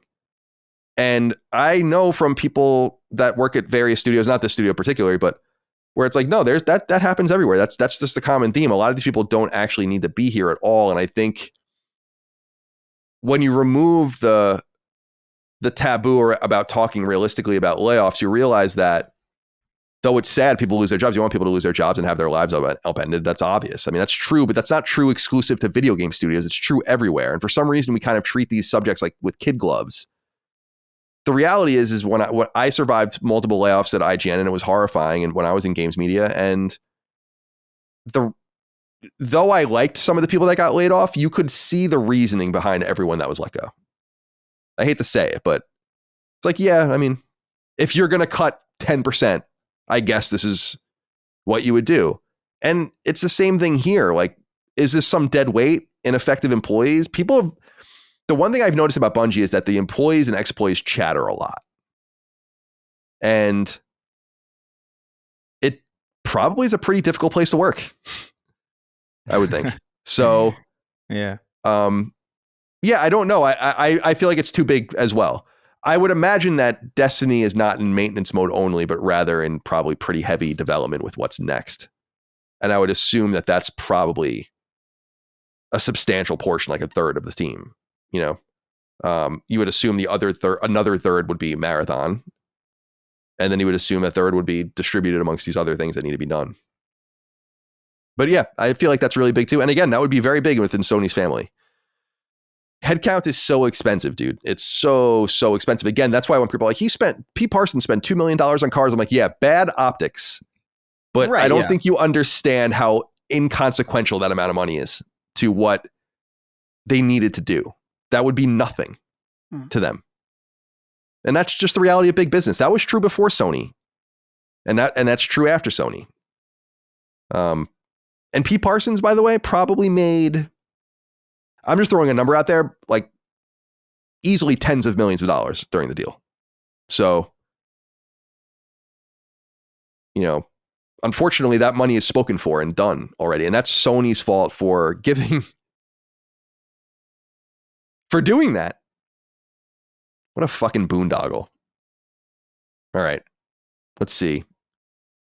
Nikita Skagas wrote in. Said, hey, dude, straight to the point. Why aren't these layoffs plaguing game studios in Japan? If layoffs are indeed present they clearly aren't of the same scale. I have my thoughts, which are irrelevant, but wanted to hear yours. Best to you all, and an early congrats to Justin. I don't know why you called you that, as Herman should be entering the purgatory any day now. This purgatory, by the way, he said, not purgatory. Right. He'll earn that or not earn that in his life. I believe in free will. So Chris Collin, Dustin Furman will be able to buy his way into purgatory or not. Right. So first of all, Japan is certainly not immune to layoffs. Tango just literally got closed. Like we were just talking about that in recent weeks. But I think the thing that people don't think about is that there are two really important factors to the Japanese gaming economy and in the console and AAA space, which I think is really important. The first is that the Japanese yen is really weak, and they're selling most of their games overseas. So Japanese companies are benefiting a great deal from a weak yen by converting foreign money in dollars. And this gives them more capital. The other thing is that it's way cheaper to both live and make games in Japan. And we've seen this evidenced by Capcom and Bandai Namco and Koei Tecmo, where they do these things where they have a good year and they give everyone 30% raises and shit like that. Like that's totally unheard of in the United States because there's not that level of cap, I guess, really above what you already make to be able to even support that. So I really think it's an economic thing. I don't think it's a cultural thing. There are cultures that we talked about, the window facing job and all that kind of shit in Japan. Obviously in Britain, you can't just lay people off. You have to enter consultation. That's why people get confused. Like when London shut down and all the fanboy accounts were like, oh, Sony shut down another studio. I'm like, Sony shut down this studio like 6 months ago. It's just that like they have to do all this fucking stupid shit to get to the end result, which is fine because it's pro worker. But I really think a lot of it is just the financial picture in Japan and the benefit of doing business overseas. Isn't there an element to, I don't know much about this, but I've always heard that the Japanese government makes it much more difficult for them to just do mass layoffs without, I don't know if it's like documentation about different things, but so have you heard before that it's like a legal thing where it can be more difficult to fire people under Japanese law? Yeah, I have heard that. And I think that there is a level of, it is a little cultural. Like the very idea of giving someone a job so that you don't have to fire them is cultural. I mean, not that it's endemic to them, but I just think, there are different mores combining with different laws. And I think also like the expectation of different social safety nets. Like you'd rather not have you'd rather have a strong social safety net and the ability for companies to churn, or you have a weaker social safety net and you really want to encourage companies to keep their people. But I just wanted to kind of bring this up because people are getting laid off in Japan too. It's just, we often talk about the upsides of the, like Capcom actually had a pretty weak quarter, but generally speaking, they're doing great and they're giving everyone massive raises. But this is doing international business and selling most of your products overseas. This helps Sony a great deal too. They wrote that. I mean, we talked about that when we did the last financials. They put into one of their like pluses and minuses about things that are going really well and things that are going badly. One of the pluses is like foreign exchange rate. Like, yeah. Anyway, let me see what else we have here. Yeah, no, I think we already talked about this too. Snickle, that was going to use your inquiry, but we kind of already talked about this as well. So where do we go? I mean, all right. So what do we think? Let's get deeper into this though. Sure. New game. Chris, you talked about this a little bit more specifically. Yeah. An action game set in a brand new science fantasy universe. Right, there it is. Strange. So again, rumored to be maybe 50 people. I guess Sony saw something promising there. They obviously own it and they want it, but that's pretty interesting and exciting, I guess, because as I said, there are seemingly three first parties, definitely two now, But I think the Uncharted team is probably also a first party studio. I'd be surprised if they I think it's going to be a new team, but like I said, but I don't know that they would export something that important. So it's kind of interesting that there are 3 potential teams to announce at some point. Do you think there's an element with Bungie, and maybe there's a question for Chris, that their biggest project, their most successful project, arguably could be Halo, right? I mean, massive seller across many different games. Now they've been doing Destiny, which has had its ups and downs. They're working on Marathon, an extraction shooter, which very well could be a fad game type, much like Battle Royale. I mean, Battle Royale has hung around, but it's not quite what it was. Mm-hmm. I wonder if they're just someone at Sony's like, hey, this team, they're making a Halo. We want a Halo style shooter from you. Can you make us a competent first person shooter campaign with a multiplayer suite? That's all we want. Something like that. Like, it doesn't need to be this insane thing. Zone kill. Yeah, zone kill. Zone kill. Yeah, maybe. I don't know, man. It's possible. I guess part of me is curious as to what this team is going to be doing, in the sense that so you have Destiny, which the future of that is kind of uncertain. I remember seeing something on Twitter earlier today, although it's far from confirmation that Destiny 3 might be canceled or something. I don't know how valid that is, but I did see it. It is a rumor at the very least. So I don't really know what to make of what will come out of Bungie in the future. I know Marathon is still on track, although that has had a bit of a shakeup as far as core design. Had a replacement lead, I think. So it's kind of up in the air for me as to whether or not this will even be a first-person shooter at all. If it's not in live service, because it seems like although they're pulling back from that entire strategy, Bungie still is a very core, fundamental multiplayer studio, and so I am curious as to if they'll really say goodbye to that, even if they are pulling away from live service. I feel like Bungie might be the exception, because what else would you have them do? Would you have them do a third person action game? Maybe some people at that studio want to do that. I mean, maybe that's why specifically they're moving to a more first party off silo kind of new studio. That's possible too. We've seen, Guerrilla did that, so why not? But I don't know. I don't know what Bungie wants if not the live service, I guess, at this point, because surely they know that just a normal first person shooter by itself with a standard multiplayer suite, if they were willing to cut The Last of Us Online, I don't know why they would. I just don't know if I see a coherent kind of plan here from Sony just yet. Although it's interesting to me that this is a new universe. So it's not Marathon related. It's not Destiny related. It's an entirely new thing, but it's still science fantasy, which I guess is Bungie's wheelhouse, which makes sense. But I feel really in the dark about a lot of this. Because what the fuck is this going to be? Yeah, I don't know. But I got to just say, I totally disagree with the idea that they should be making anything other than these games as a service. If they start making single player games or more single player slanted games, it's you paid. Well, that's what I'm saying. Yeah. That's what I'm saying. Yeah.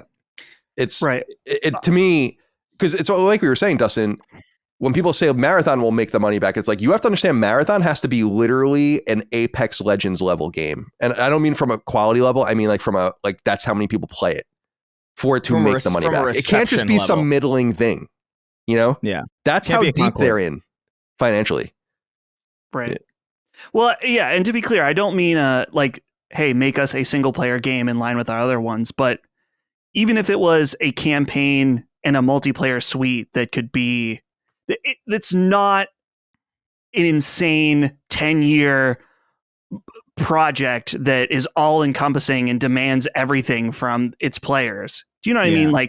You can still, I think in this, you could have your cake and eat it too, where it's okay, make us a campaign and a multiplayer suite that people enjoy, because Halo isn't really doing that for anybody right now. I know there's some people still on Infinite, but they have an opportunity to recreate some of that and there'd be tons of ways to monetize something like that as well that could certainly be a lot cheaper than keeping up with Destiny. Yeah, I think that's probably, I guess I would love that, by the way. Like I'm not shooting that idea down because it's something that I don't want to see. It's almost specifically what I want to see. Yeah. I just also am curious because like when was the last time that we even had that?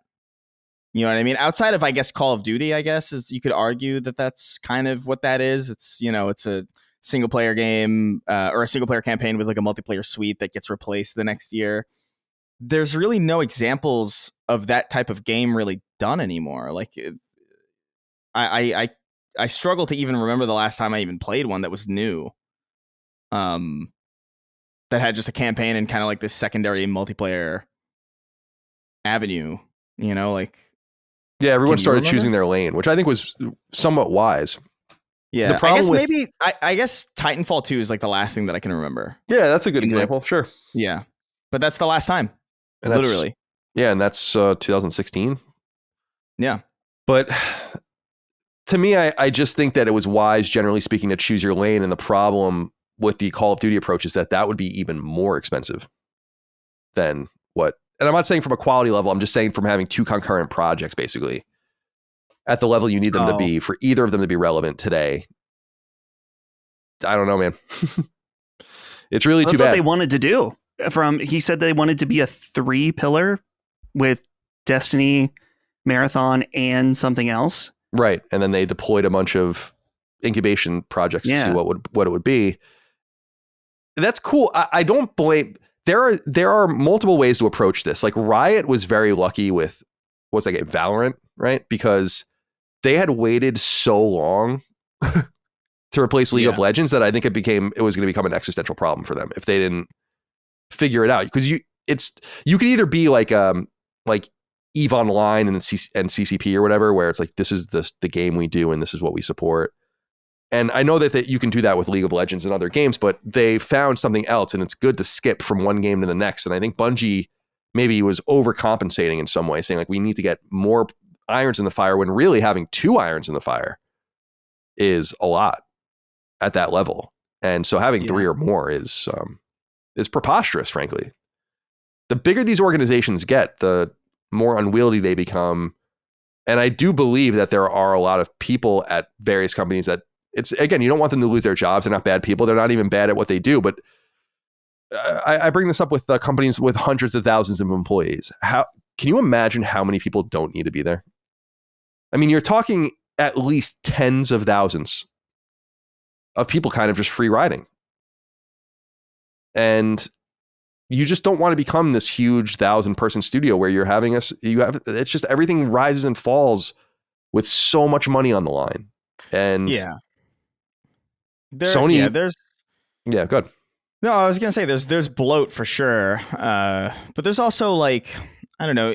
Would you argue that there's like probably talent that exists purely to, in some ways, like handle things that would otherwise occupy too much time for your prime talent, almost like mules in some way, where it's like, okay, these people are going to handle the stuff that is really uninteresting to our artists, or really uninteresting to our creative people, or really uninteresting, or really not necessary for people at a higher level to do, so that they are freer to do what we want them to do and what we pay them for. Like, would you argue that that's probably part of it as well?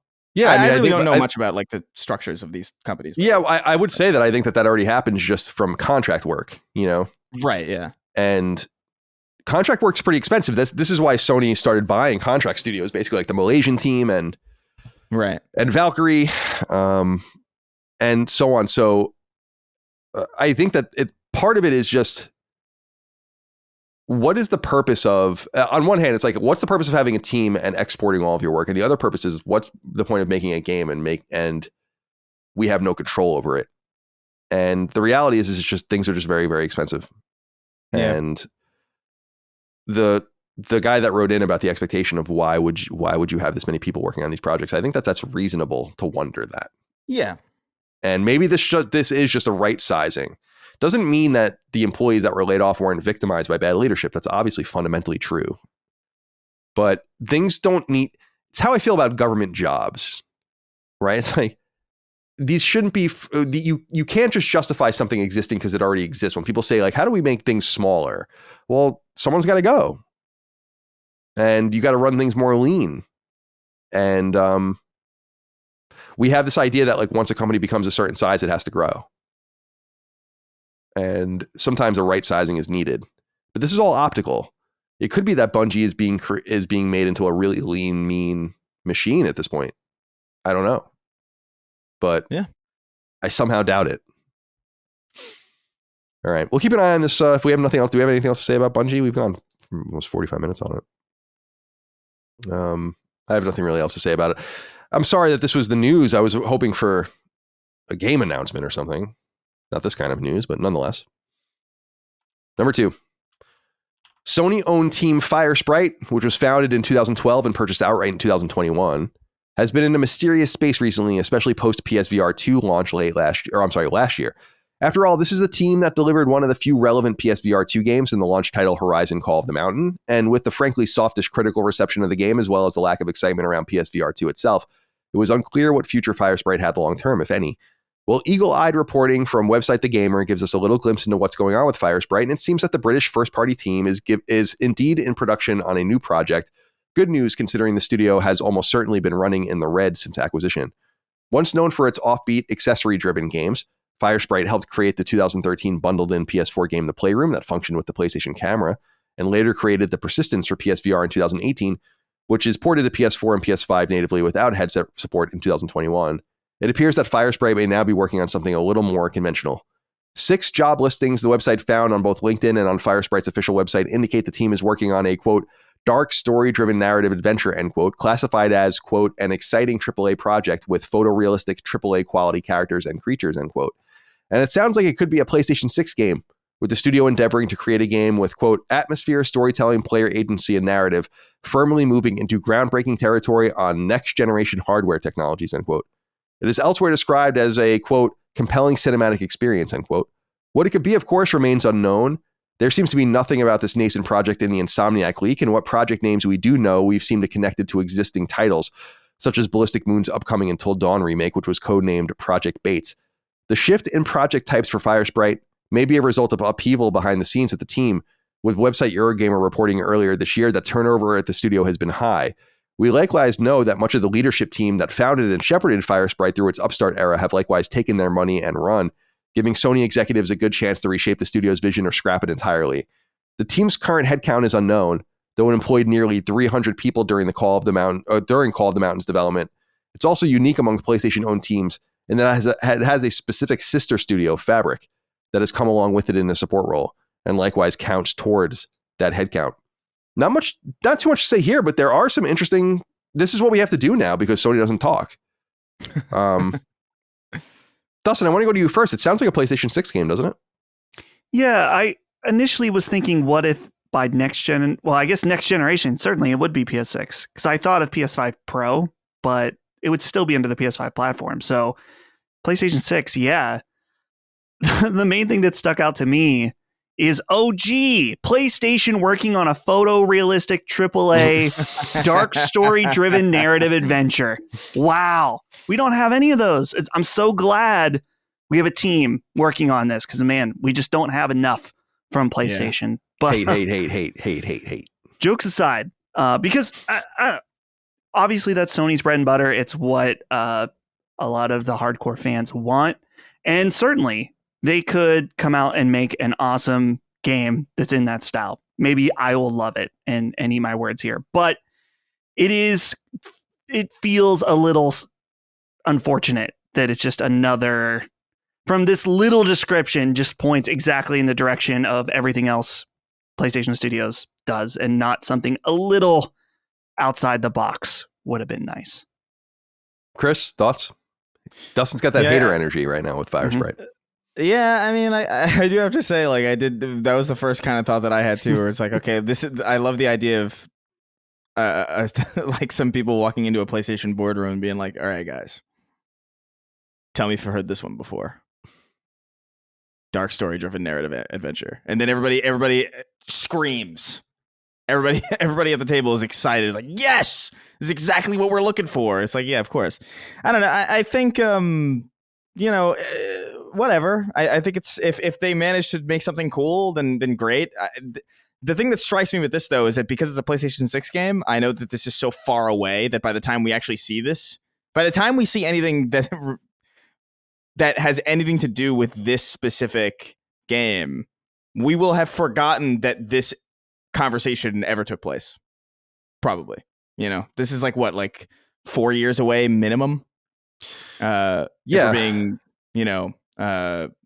generous. So I just, can't say this excites me from Firesprite, but it's good to know that they're working, and they're making something. At the very least, it's something else in the chamber for later, but it's so far off. Yeah. And again, it's worth noting that we don't know it's a PlayStation 6 game. I just don't know what you're talking about with the language that's used here if you're not talking about a PlayStation 6 game, because it's, again, firmly moving into groundbreaking territory on next generation hardware technologies. I mean, it's pretty blatant. It's pretty clear to me. Unless because undoubtedly the next generation will have this long tail in the same way that PS4 has had. You know what I mean? Like, we're going to see PS5 games probably 6 years into the PS6 life cycle if the current status quo is upheld. So maybe there's a slight chance that maybe they're talking about we're going to build something for future platforms that can be ported to future platforms, almost like future proofing in some way, but maybe it is closer than we think it will be. But even if it is closer than we think it will be, it's still far enough away that the next generation would be right on the heels of it.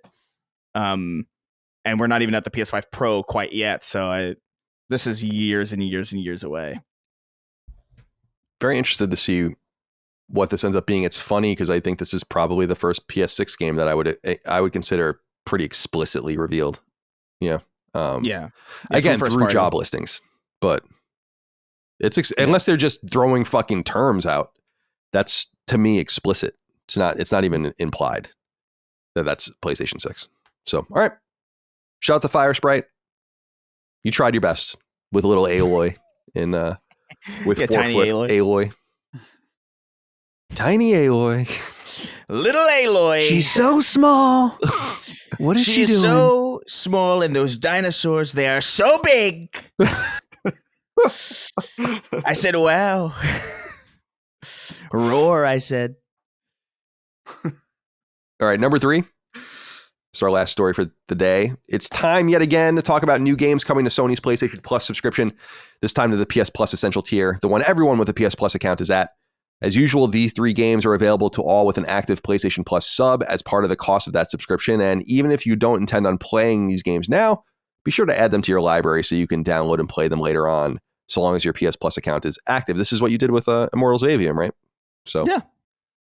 This month's offerings are quite strong and revolve around 2022's Lego Star Wars The Skywalker Saga from WB-owned studio Traveler's Tales, available for both PS4 and PS5 players. One of the best-selling games of 2022 and a strong seller in both 2023 and 2024. This is a game many of you already own, but it's certainly a substantial one. Next up is the 2021 horror game Five Nights at Freddy's Security Breach from Steel Wool Studios, and is likewise for both PS4 and PS5 owners. The final game this month is Ender Lilies, Quietus of the Nights, the Metroidvania from Ad Globe that first launched on PS4 in 2021. Access to these so-called freebies for the month of August begin August 6th, and you can grab them until September 2nd. Unlike in previous months, there's no special fourth perk available this time around, such as in-game skins, currency, etc. for various products. This is, I looked at this, I'm sure everyone's complaining about this too because they complain about everything, but I looked at this and I was like, this is a very strong month. The Ender Lilies is a very obscure game, but I have played it and I think I platinumed it. It's very good. And then Lego Star Wars is huge. I mean, it's huge. That's a huge game. And Five Nights at Freddy's, I don't know anything about Five Nights at Freddy's. I just know the kids love it. So seems pretty substantial to me. Dustin, what do you think? Yeah, I haven't played Skywalker Saga yet, so this is perfect for me because I was curious about it. Five Nights at Freddy's. I'm not going to lie. I was scrolling through Amazon to find something to watch. I almost popped on the movie because I heard it wasn't bad. So maybe I'm still we're talking about Gen Z brain rot. maybe this is my gateway with Five Nights at Freddy's Security Breach.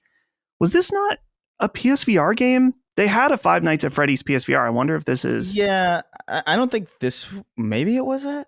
Wait, there is a Five Nights at Freddy's VR game for sure. Breach. I'm so confused. I know there was a VR. I don't think this one is VR enabled, though, but either way, not a bad month. And Ender Lilies, that's a game that I picked up. I did not finish it, but I thought it was cool. Yeah, so it's a good game. Decent little month. I can speak to that game and tell you that it's very good. Chris, anything here for you? I mean, I don't, jerk off in Chuck E. Cheese parking lots, so like I don't know if Five Nights at Freddy's necessarily appeals to me. This is kind of, I will admit, this is kind of like a lighter month for me. Not that anything here is like particularly low quality. It's just like none of this speaks to me. The thing that I would be most likely to try is probably like Lego Star Wars, I think. Just because I'm very curious about Lego games in general, because like I didn't really grow up with them. I played them a little bit on the PS2 with my nieces and nephews, but it was like a very kind of fleeting thing. And I've always found them cute and like pleasant, but I've never really bothered with them. So that's probably like the most likely one, but my backlog's pretty full as it is. But it's a decent month though. I think there's like some stuff here. Yeah, I mean, I think from a popular perspective, this is like a huge Star Wars and Five Nights at Freddy's. I think it's pretty good. Dustin, you were going to say something? Yeah, I was going to just correct myself so you can stop writing your fucking comment. They won't stop. Five Nights at Freddy's Help Wanted is the one that allowed VR enabled. And you can get that on PSVR2. But this is Security Breach. So I don't know what the difference is, but it doesn't have VR. I don't either. I have no idea. All right, so that's that. We'll have PS Plus extra games, I assume, to talk about next week or the week after. Hell yeah. All right, let's get into inquiries as we wrap up this episode of Sacred Symbols, a PlayStation podcast. 6 questions, comments, concerns, thoughts, and ideas from the audience over on patreon.com/lastnaymedia. Couldn't do it without your support over there. Part of your perk set for supporting us on Patreon is the ability to submit your inquiries. I put up a thread in the newsfeed each week on Wednesdays. You put your comment in there. I read them all. I take some out. Here we are. Horse the Patron wrote in. Said, hey guys, and Colin, if you were forced to, for whatever reason, come up with your own I'm Not Your Dad. Play a multiplayer game with Trump and Biden for 4 hours. What game would it be and why? Presume they are adequately skilled at the game and everyone is able to talk to each other, but all other things remain constant. Any ideas here, boys? Oh, what's instantly. Left 4 Dead. I would love to play Left 4 Dead with these people. Because that's such a vivid. I love the idea of them having to work together. Like I wouldn't want like a PvP game. You know what I mean? I wouldn't want us fighting with each other. I'd want us working as a team to get through, an exceedingly difficult horde and like kind of overwhelming. Like, I told Joe a million times to not startle the witch, and there he goes, startling the witch. The witch, that reminds me of back when there was a witch in the book. Go to bed, Joe, go to bed. Go to bed, you're sleeping, you're losing your mind. Anyway. What a loser. It's funny you brought up cooperative, because I was thinking of Overcooked. Dad didn't grow up with these ovens. Anything from you, Dustin? So when I was reading the show notes this morning, I read this to Holly, and she came up with the best idea, Mario Party, because it's so perfect in that it would be highly competitive, but at the end they're just say, hey, fuck you, have a star for no reason. He's like, This is rigged. They handed him a star. He didn't deserve it. And I'm like, going around just reminds me of playing Candyland, and go at Candyland, you get the red card, and then anyway. Bowser, he. Of course, they give Joe a participation star. Of course, obvious. It's rigged. It was rigged from the start. It's so gay, this game. Not that there's anything wrong with that. He definitely wants to say gay and retard. Oh, for sure. He can't do it, That's what I wanted out of like, I wanted Bernie to say that. This gay retard doesn't know what he's talking about. Can you fucking imagine? Oh my god! Yes, that's what makes it so funny. I love it. Shut the fuck up. It is like very. Your mom's a whore. Your mom's a whore.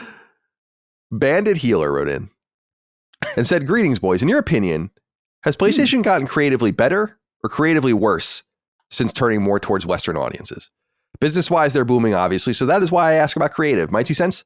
I miss the weird and fun PlayStation. Dustin, more creative or less creative? I think they're fundamentally less creative, right? I mean, certainly fewer games. Fewer games, and as we were talking about earlier, games of a similar style.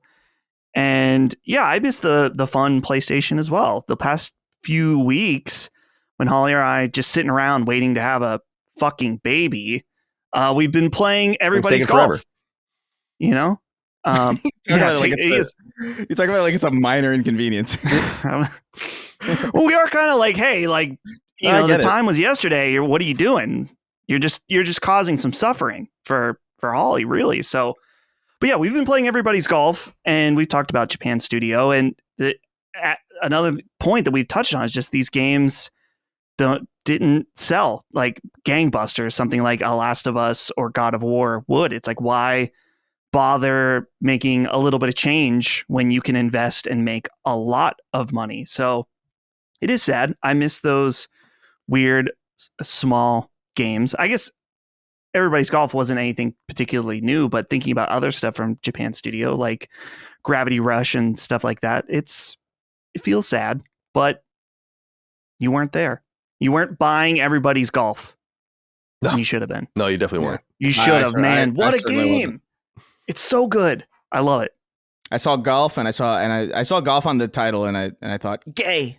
No, I didn't care about sports games really at all. I barely even consider it a sports game. No, I know, but like if you're a kid and you just see it on the shelf, you know, you just think like, well, it's unfortunate. As far as like creativity, like I think it's less about, how should I put this? I think it's less about the fact that there's less creativity or like games are less creative or studios are less creative, and more about the fact that now, I mean, dude, we're 5 generations into the PlayStation lifespan, basically, and we just kind of have more data and more of a track record to know what works and what doesn't.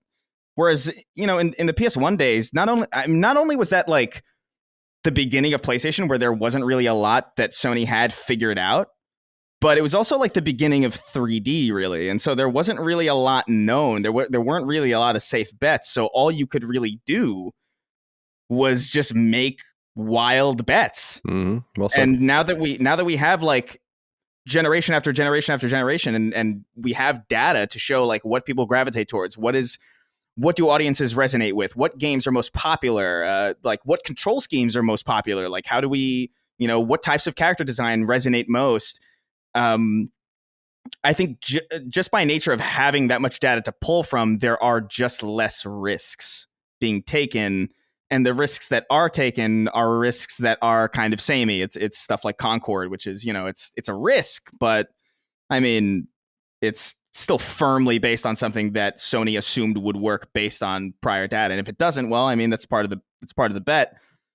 You know, there wasn't really any foundational data to indicate that Crash Bandicoot was going to sell amazingly, or that Spyro was going to do well, or and I understand that these aren't like PlayStation first party games at the time, but like, you know, big bets on certain things early on in the lifespan. Just we didn't have the benefit of all this data, and in some ways, I think that's kind of created a bit of a stranglehold on what gets pitched, what gets passed, and what gets greenlit. But I think that's really all it comes down to. That's that's great analysis. I mean, I totally agree with you. I think that I think all of the big companies are thoroughly risk averse now in AAA space, which is why I think Kunitsugami is not even a AAA game really, but it's weird seeing Capcom even do something like that anymore, because that's like what's so surprising about it. The only companies that really do smaller products regularly are like Tecmo Koei and Bandai Namco and stuff like that. So I think you're absolutely right, because they're taking fewer spins at the wheel, and because the spins have so much riding on them, they're simply not as creative as they used to be. There's no way. Yeah.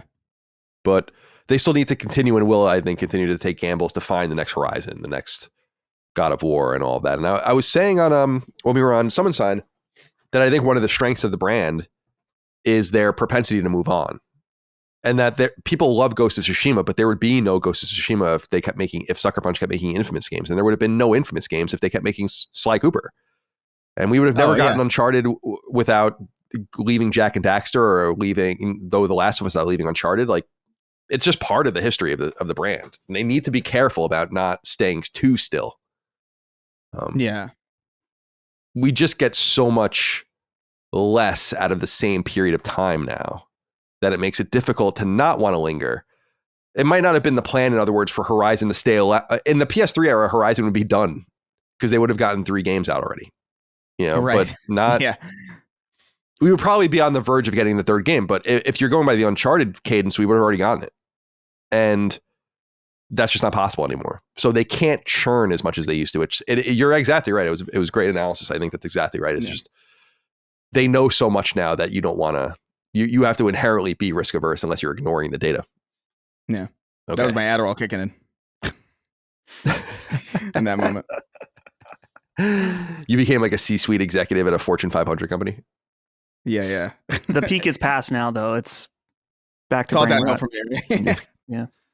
Steve Demetriadis wrote in and said, "Hey, Slitterman, I've seen a lot of people online mentioning a nostalgia for pandemic gaming. People cite having had more free time and increased pressure to escape, and a sense of camaraderie, all contributing to a heightened enjoyment of the hobby. Can any of you relate? All right, I'll hang up and listen. I feel like I do kind of get it, although COVID all started at a time in my life where I was really in bad shape personally. And it's kind of just all together. I actually kind of missed the beginning of COVID in some sense. I mean, we all knew it was happening, but I wasn't really engaged because I was too busy sleeping and like being depressed for weeks and months, really. And so games were a refuge for me at that time in my life, but I think for a different reason. It was just, they just happened to overlap. So as far as like the people, I could totally understand everyone's like, we're in it together and we're all going to meet up on PSN and we're going to play this and we're going to do this. And that's cool. But I don't really relate from that era. I was just trying to survive at that point. Yeah, I understand what he's saying. I don't know if I have it. I don't know if I feel it in the same way that other people feel it, because my life really, like, day to day didn't change really that much. I've been working from home for a very, very long time. You know, I lived with my roommates at that point. So like I was still seeing people every day. So from that angle, it didn't change, but I do miss, there is a certain romanticization about just how uniquely surreal that time was and how different things felt overnight, and how there was this camaraderie, but there was also this uncertainty that felt like, it was like a refreshing uncertainty to me, because I was just like, oh man, is this going to be like a crazy shakeup where people actually get their shit together? There was like a brief moment of hope there that was quickly subsided. Totally. But I'm weirdly nostalgic for those initial like couple weeks where we were kind of like locked in. And I remember I had a friend over our house who just happened to be there when the curfew came in. It's like, oh my God, I'm stuck here. And so it was just kind of like this weird perpetual sleepover. Everybody had like unkempt hair. Everybody was like cleaning everything. I remember specifically just kind of feeling like, it's almost like when the power would go out and like your family would bust out like the flashlights, and it was too early to go to sleep, so you would just kind of talk, or like you would talk around. I remember my dad would like have like this lantern, and I had this toy lantern, and we would like do puppet shows and stuff like when the light was out. It kind of reminded me of that, where it's like, this is kind of unsettling, and we don't have the access to things that we are normally comfortable with right now, but this is interesting and kind of, it's dire, but it's also cool. And I don't know if that's necessarily okay to feel about the pandemic, but I liken it to kind of that. So I do have nostalgia, but I don't know if it's necessarily for games specifically. I just think that first few weeks was just so interesting and so strange and so new. None of us have ever experienced anything like that, you know? So by the next, if this happens again, it'll just be like, okay, well, this is happening again. It would like this, the novelty of it will be gone. It'll just be depressing and boring and bland and terrible. Yeah, you have to give it like 100 years, like the last time, and then exactly, and then people will find it novel and they'll compare it to this. Dustin, where are you on this pandemic gaming?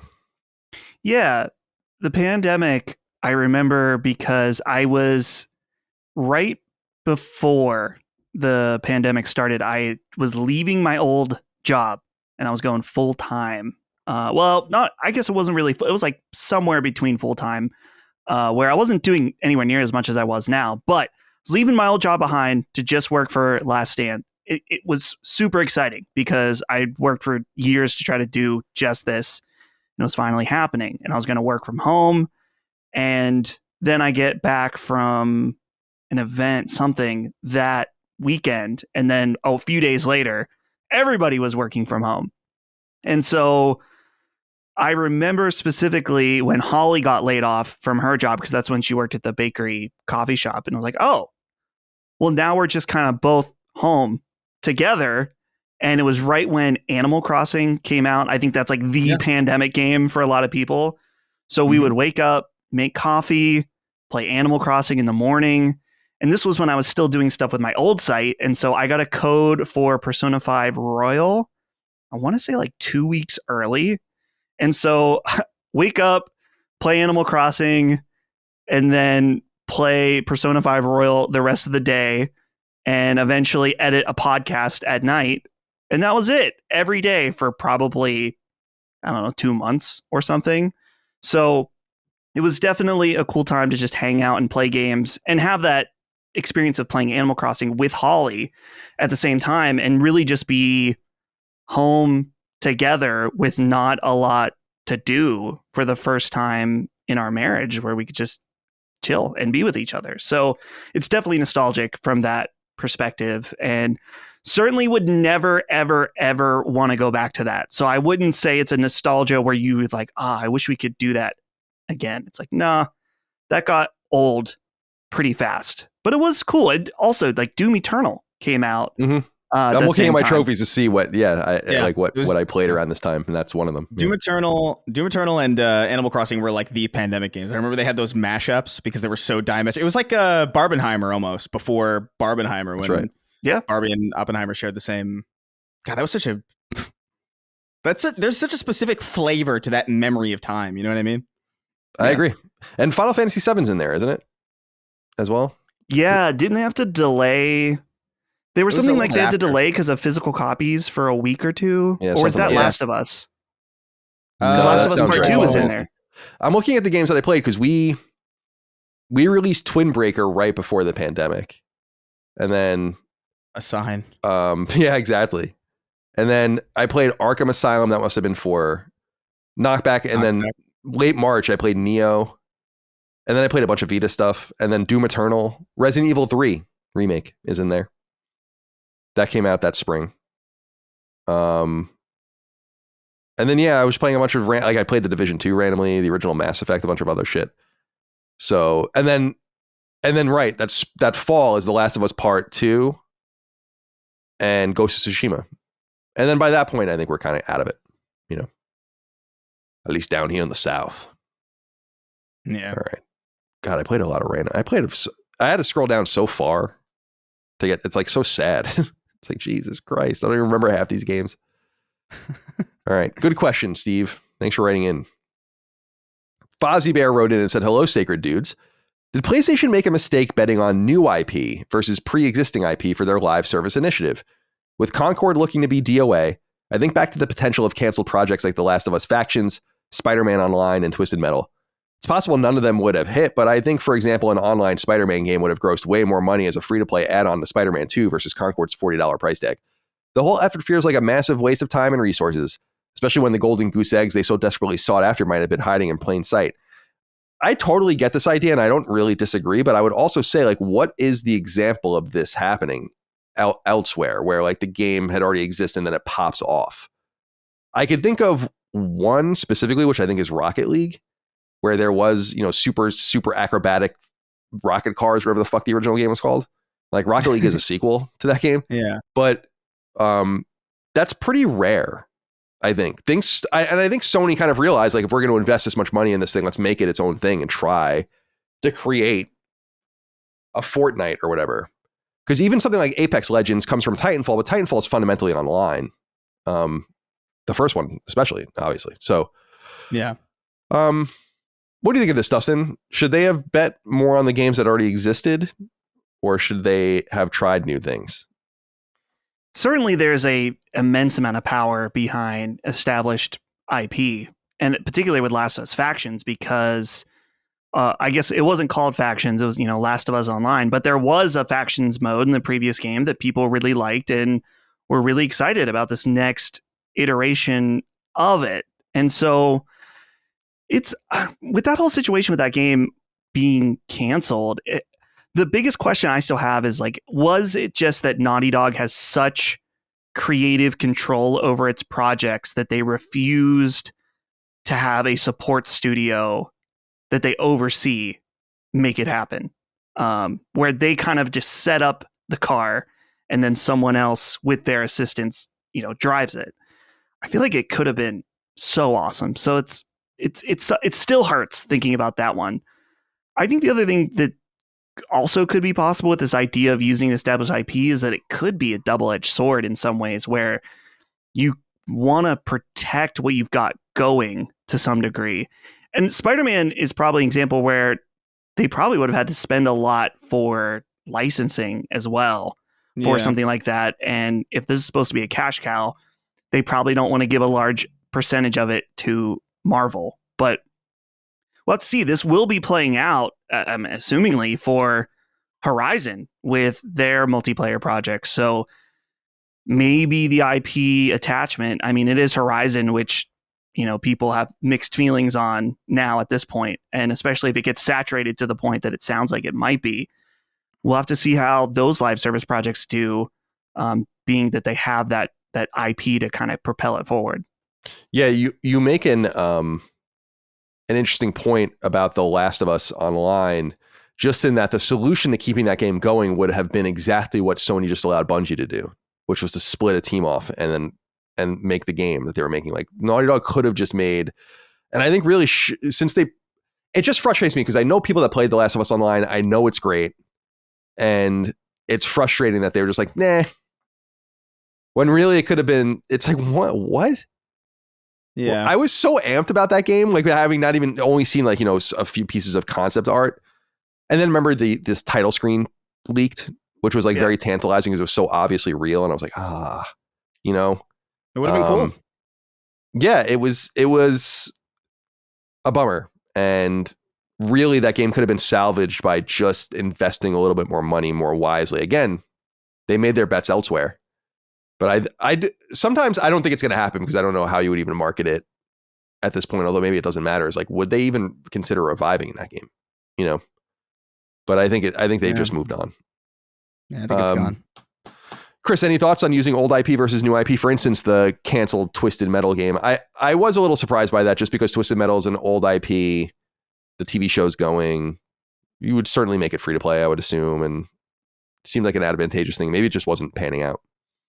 Yeah, I mean, the biggest analogous or the biggest point of comparison that we have right now is Concord versus Marvel Rivals, I guess, because they're both kind of hero shooters and they came out around the same time. And obviously one is getting a lot more attention because it's Marvel. It is an established kind of franchise, even if it's not necessarily a spinoff of a specific game. There is no doubt that visibility of and brand recognition is mega important, especially when you're trying to get people in to try something new.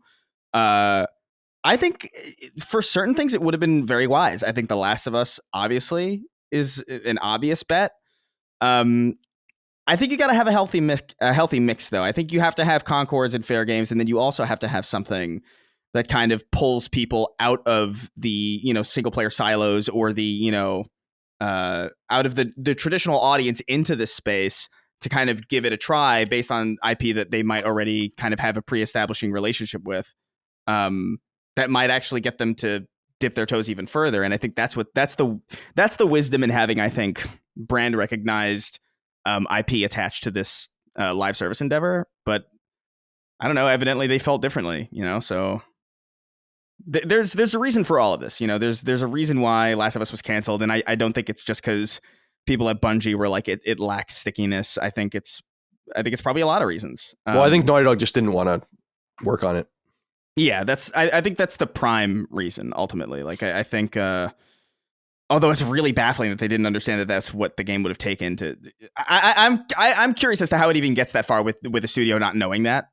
Yeah, bad leadership, totally. You know. Yeah, or at the very least, like a massive blind spot. But I would like ideally the ideal is a mix. You know, you want attention, and it's an easy way to get people in. It's an easy way to get people invested, but you also can't necessarily not bet on new horses as well. Hayden Glass wrote in and said, "Howdy, Sacred Slits. Is there literally any reason to pursue a career in games?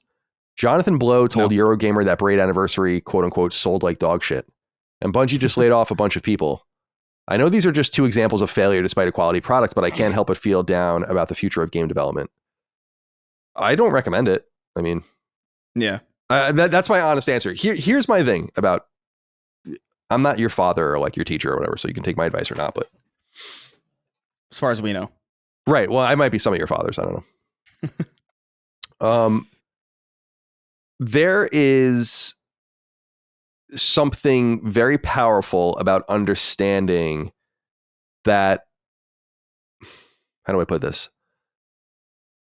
Feeding into what obviously works, a trade, a course of education, whatever, towards an end that is financial is logical. And so people that become plumbers, very smart, right? Or electricians, really wise. Like I just had the HVAC guy here just to do our like annual kind of check-in or whatever. These are people that will have jobs forever. They make really good money. And it's a blue collar, hard work, whatever. But you have this thing that will buy you the free time, that will buy you the leisure, that will buy you a solid life. And some people get into it knowing that you make these sacrifices. You don't necessarily have to love what you do, but you love the security, you love the predictability, you love the money, whatever. And that's like one group of people. And I really respect and honor that. I am not that kind of person. But I would give that advice to people because it's probably an easier and surer route through life. And by the way, it doesn't have to be like a trade or a blue collar thing or whatever. It could be computer engineering or something, or become a doctor or something. You know, it's like you're just something that's in demand. But there's like a whole other group of people, and I respect that. And I am one of these people that's like, fuck it. When I was a younger person, I was like, I'm going to do whatever, figure it out. And I did. But it's risky. Mm-hmm. And I say that because it could have worked out a bunch of different ways. Skill and effort and smarts and all that definitely helped me, but luck and timing helped too. And without the luck quotient being just right, this would have gone off into space. I would have been a fucking adjunct history professor somewhere, which would have been fine. Then that was another passion. I mean, that's the funny thing is too, that was a passion too. I had no idea what the fuck I was going to do with a history degree. No idea.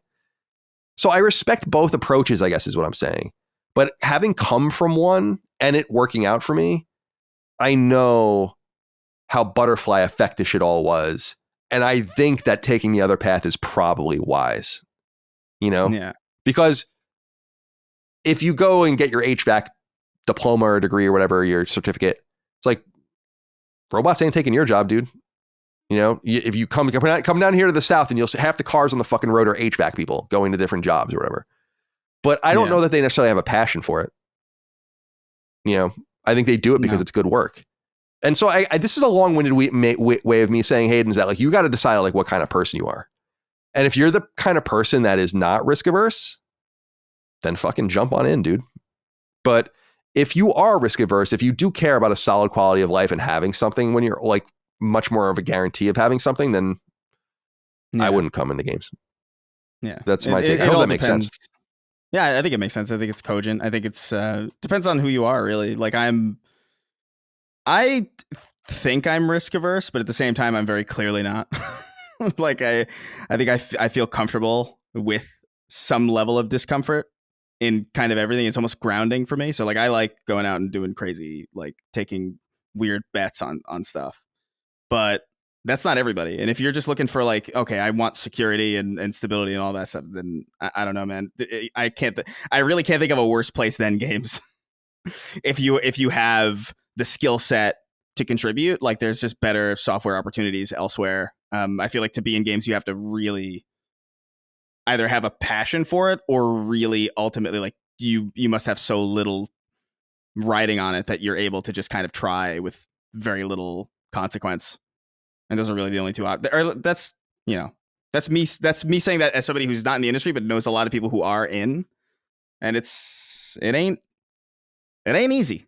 No, it eats some people alive. Like that's why you see fucking people having nervous breakdowns all the time publicly on Twitter and other social media platforms, because you're so close to the center of what you could have possibly ever imagined. Like I remember when I got my first writing gig in the industry at 18, I was like, I can't even believe this.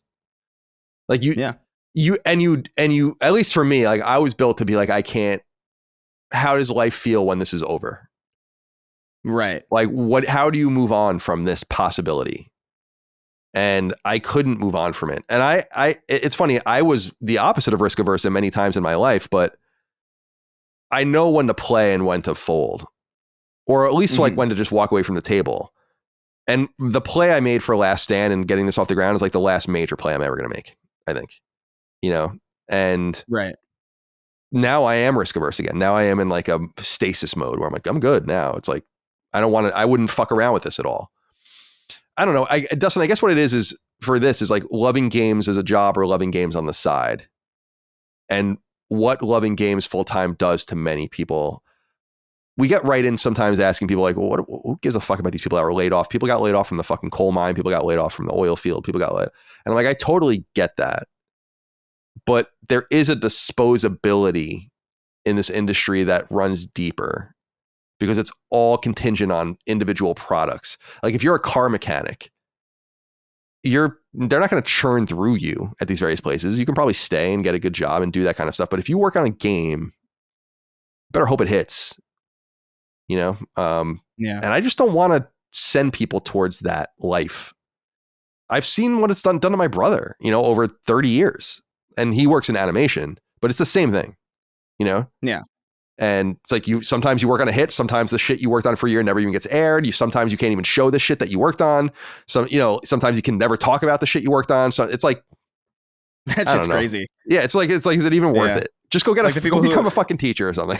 It's like the people who worked on, what is it that, oh my God, I'm blanking. That movie, the Looney Tunes movie. Oh, Acme versus Coyote or whatever.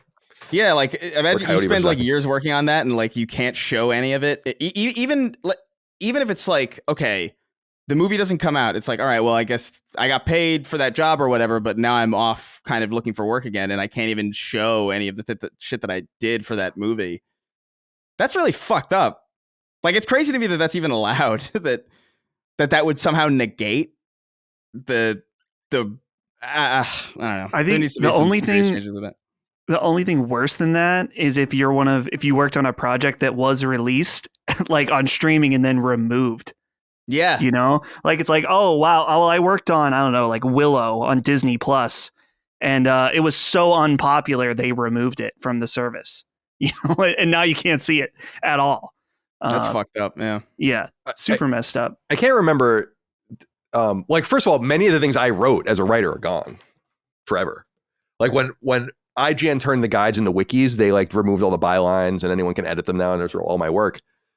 And that sucks. But I think Dagan was telling the story of in the web 1.0 era, like in the late 90s, he worked at, I think it was called Icebox or something like that. It was like a huge website of free to play games before the .com crash. And they like spent shit tons of money, and he made a bunch of stuff for that or whatever. And that stuff's just all gone, forever. Yeah. There's something shitty about that. That does bum me out. It's almost like you didn't do anything at all. Anyway, this is getting more off the rails than I had expected, Hayden. I just think the advice I would give is, what kind of person are you? Like, you have to figure out what kind of person you are. And by the way, there's no right answer, and neither person is better than the other person. It's like I know people that went to college, got the right job, started the family, have the money, work hard, have the income, spend free time, and they love the balance. And I know people that live deeply creative lives that are very chaotic. Yeah. So what do you want? Here's what I would say about this. And this was sort of my path, and it's not completely the same as games, but when I was decided I wanted to get into games industry stuff, I was working as a video editor and production stuff, right? Like filming weddings and dance recitals and stuff like that.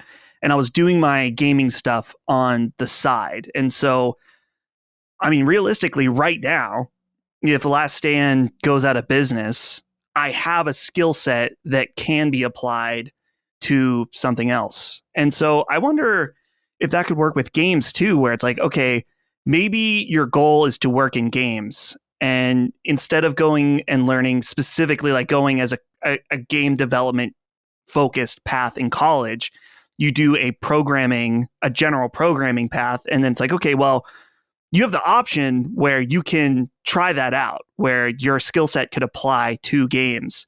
But if you end up realizing it's not for you, or you've just had too many bad experiences or something like that, you have a fallback plan where your entire life that was built around trying to get this one job, it's no longer invalid, where you can go work for, Google or Meta or something like that.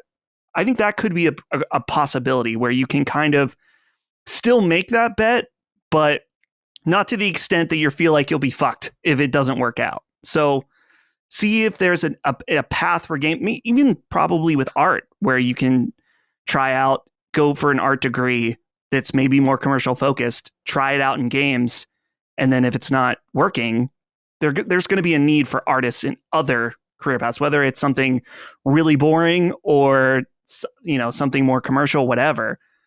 Having a general skill set instead of just a singular focus would help you out immensely if things don't work out. Yeah, well said. Mm-hmm. Have a plan. Justin Zazada has the final inquiry. It says, hey, CDC. Recently, a citizens' initiative has been proposed by the European Union, which would require the publishers of video games to leave them in a playable state after their life cycle. Publishers must provide the tools for the community to host their own multiplayer servers after they take the official ones offline. Do you guys think this is something we should require of developers? I think this sounds feasible for games of the past with a tacked-on multiplayer mode, i.e. Uncharted 2, but really gets muddled when you consider the myriad online features that most modern and live service games have. What constitutes a playable state? Console manufacturers won't like people connecting to third-party servers in this way. Anyway, I don't have much faith in this actually getting passed, but it's cool to imagine a world where this is possible. What say you? I'm fundamentally not crazy about this sort of thing. Yeah. I think it's cool. I think it's fundamentally pro-consumer to make things playable and to do as much as you can. But to force products into these wedges is just going to create more red tape that allows fewer games to get through. And it's just kind of silly. It's like, when you buy a car, you expect it to run well. But does it have to run tip top and be exactly as it was when you bought it forever? Or is it eventually going to degrade? Is it eventually not going to drive? Is it eventually going to have to get taken off the road? Why are games uniquely like this, but nothing else? Other pieces of software are not even like this. So I think it's cool. And I think that the developers and publishers that win long-term are those that give options to players to do things like this, but it shouldn't be mandatory. That's my take. Chris, what do you think? I memean, that's kind of my exact, like, I understand the impetus and the desire. Like, I think I do think there is I don't want to say noble, because it seems like we're talking about video games here, but like, I do appreciate the desire to preserve art in this way. And I do think ultimately games that do resonate with people will get this kind of treatment anyway. Like, I mean, we saw, when I remember when Halo 2 got taken off, and people immediately figured out how to do like XB Connect and get that working. So like, there's always going to be options for those things. The one thing I would say is a fully playable state is one thing. I think every game should have an offline mode, though. Like, I think that should probably be true. I don't know how necessary it is to force that, because I think that's just like a natural thing that probably would happen over time. Although I feel like there was a game recently that, Suicide Squad, was like always online, even though there was really no good reason for that to be the case. I think they said they were working on an offline mode from what I could remember. Take your time, guys. Yeah. I don't know. I appreciate the effort. but I don't think it needs to be forced. I think any studio that understands the importance of that will put it in, and those who don't are just kind of shooting themselves in the foot if they ignore it. I agree with you that games release should fundamentally be unencumbered for having to have an internet connection.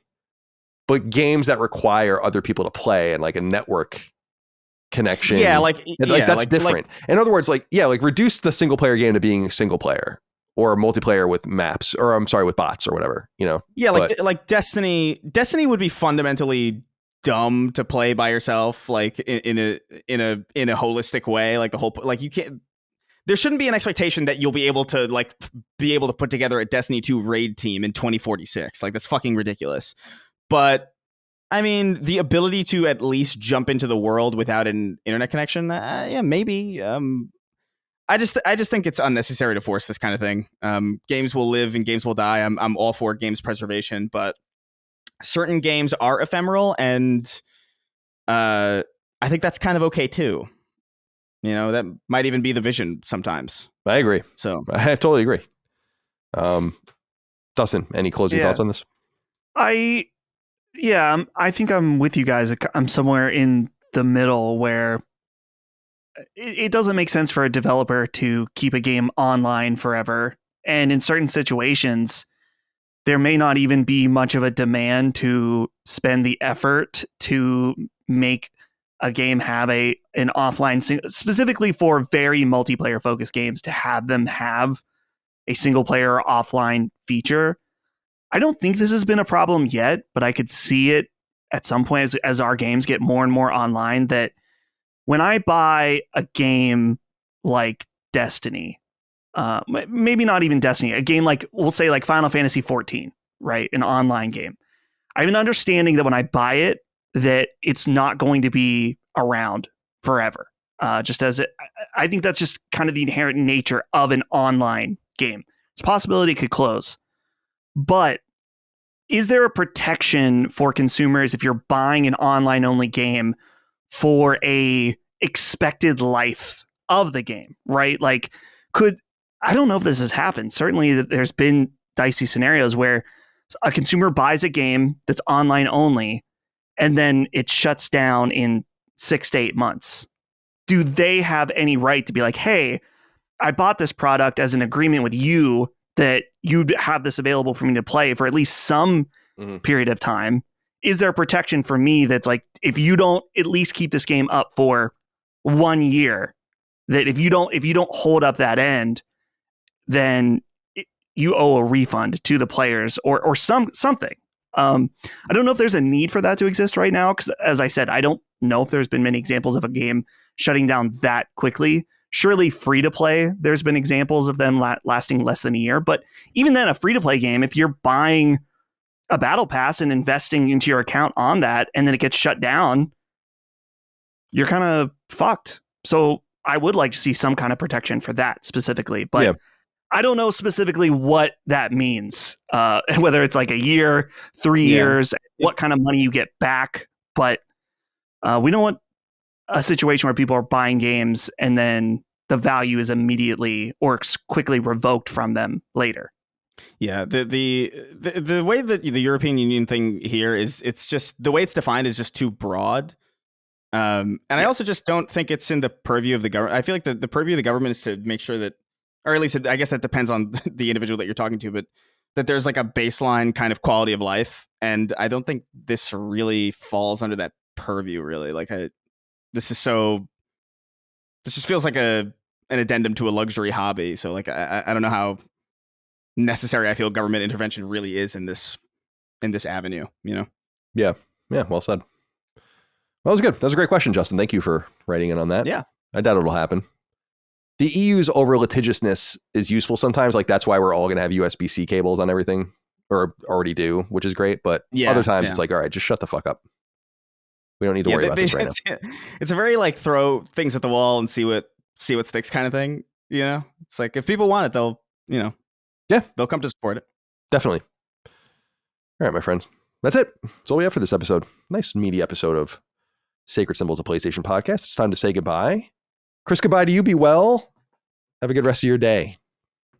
I will. I have I have therapy in a half hour, so it'll be fun. Yeah. You need it. Nice. You need it. Oh yeah, for sure. I think a lot of people need it. Oh yeah. Oh yeah. That definitely don't do it. Oh yeah. But oh man. No doubt about it. That's good. Talk therapy is great. Yeah. Good luck to you. And Dustin Furman, I bet if I see you next week, this kid has got to come out. He's just taken too long. It's fucking audacious at this point. Yeah. I certainly will not be here next week because at that point they will be inducing Holly to get him out.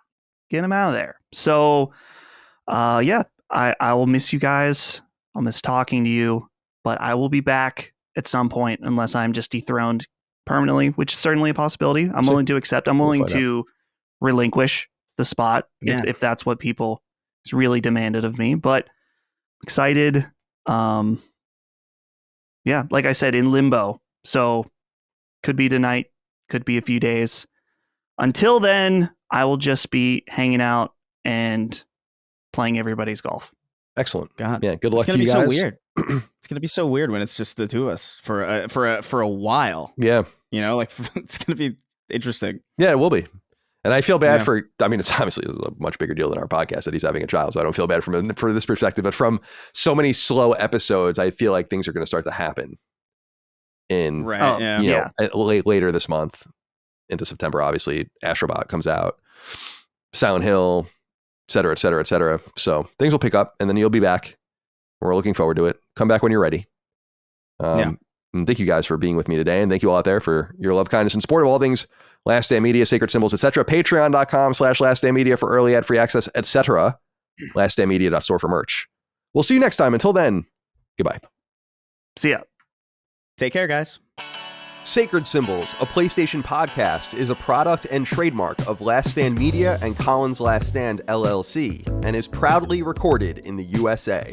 The show is conceived by, is written by, and is directed by me, Colin Moriarty. My co-hosts are Chris Raygun Maldonado and Dustin Furman. The show is produced by executive producer Dustin Furman. It's edited by associate producer Ben Smith. All of Last Stand's theme music is by my best friend, Ramon Narvaez. As you know, all of Last Stand's shows, including Sacred Symbols, are fan-funded on Patreon at patreon.com/laststandmedia. The following names are at the producer level on Patreon, our highest tier, and we're grateful for your thoughtful and kind contributions to our independent endeavor. Thank you.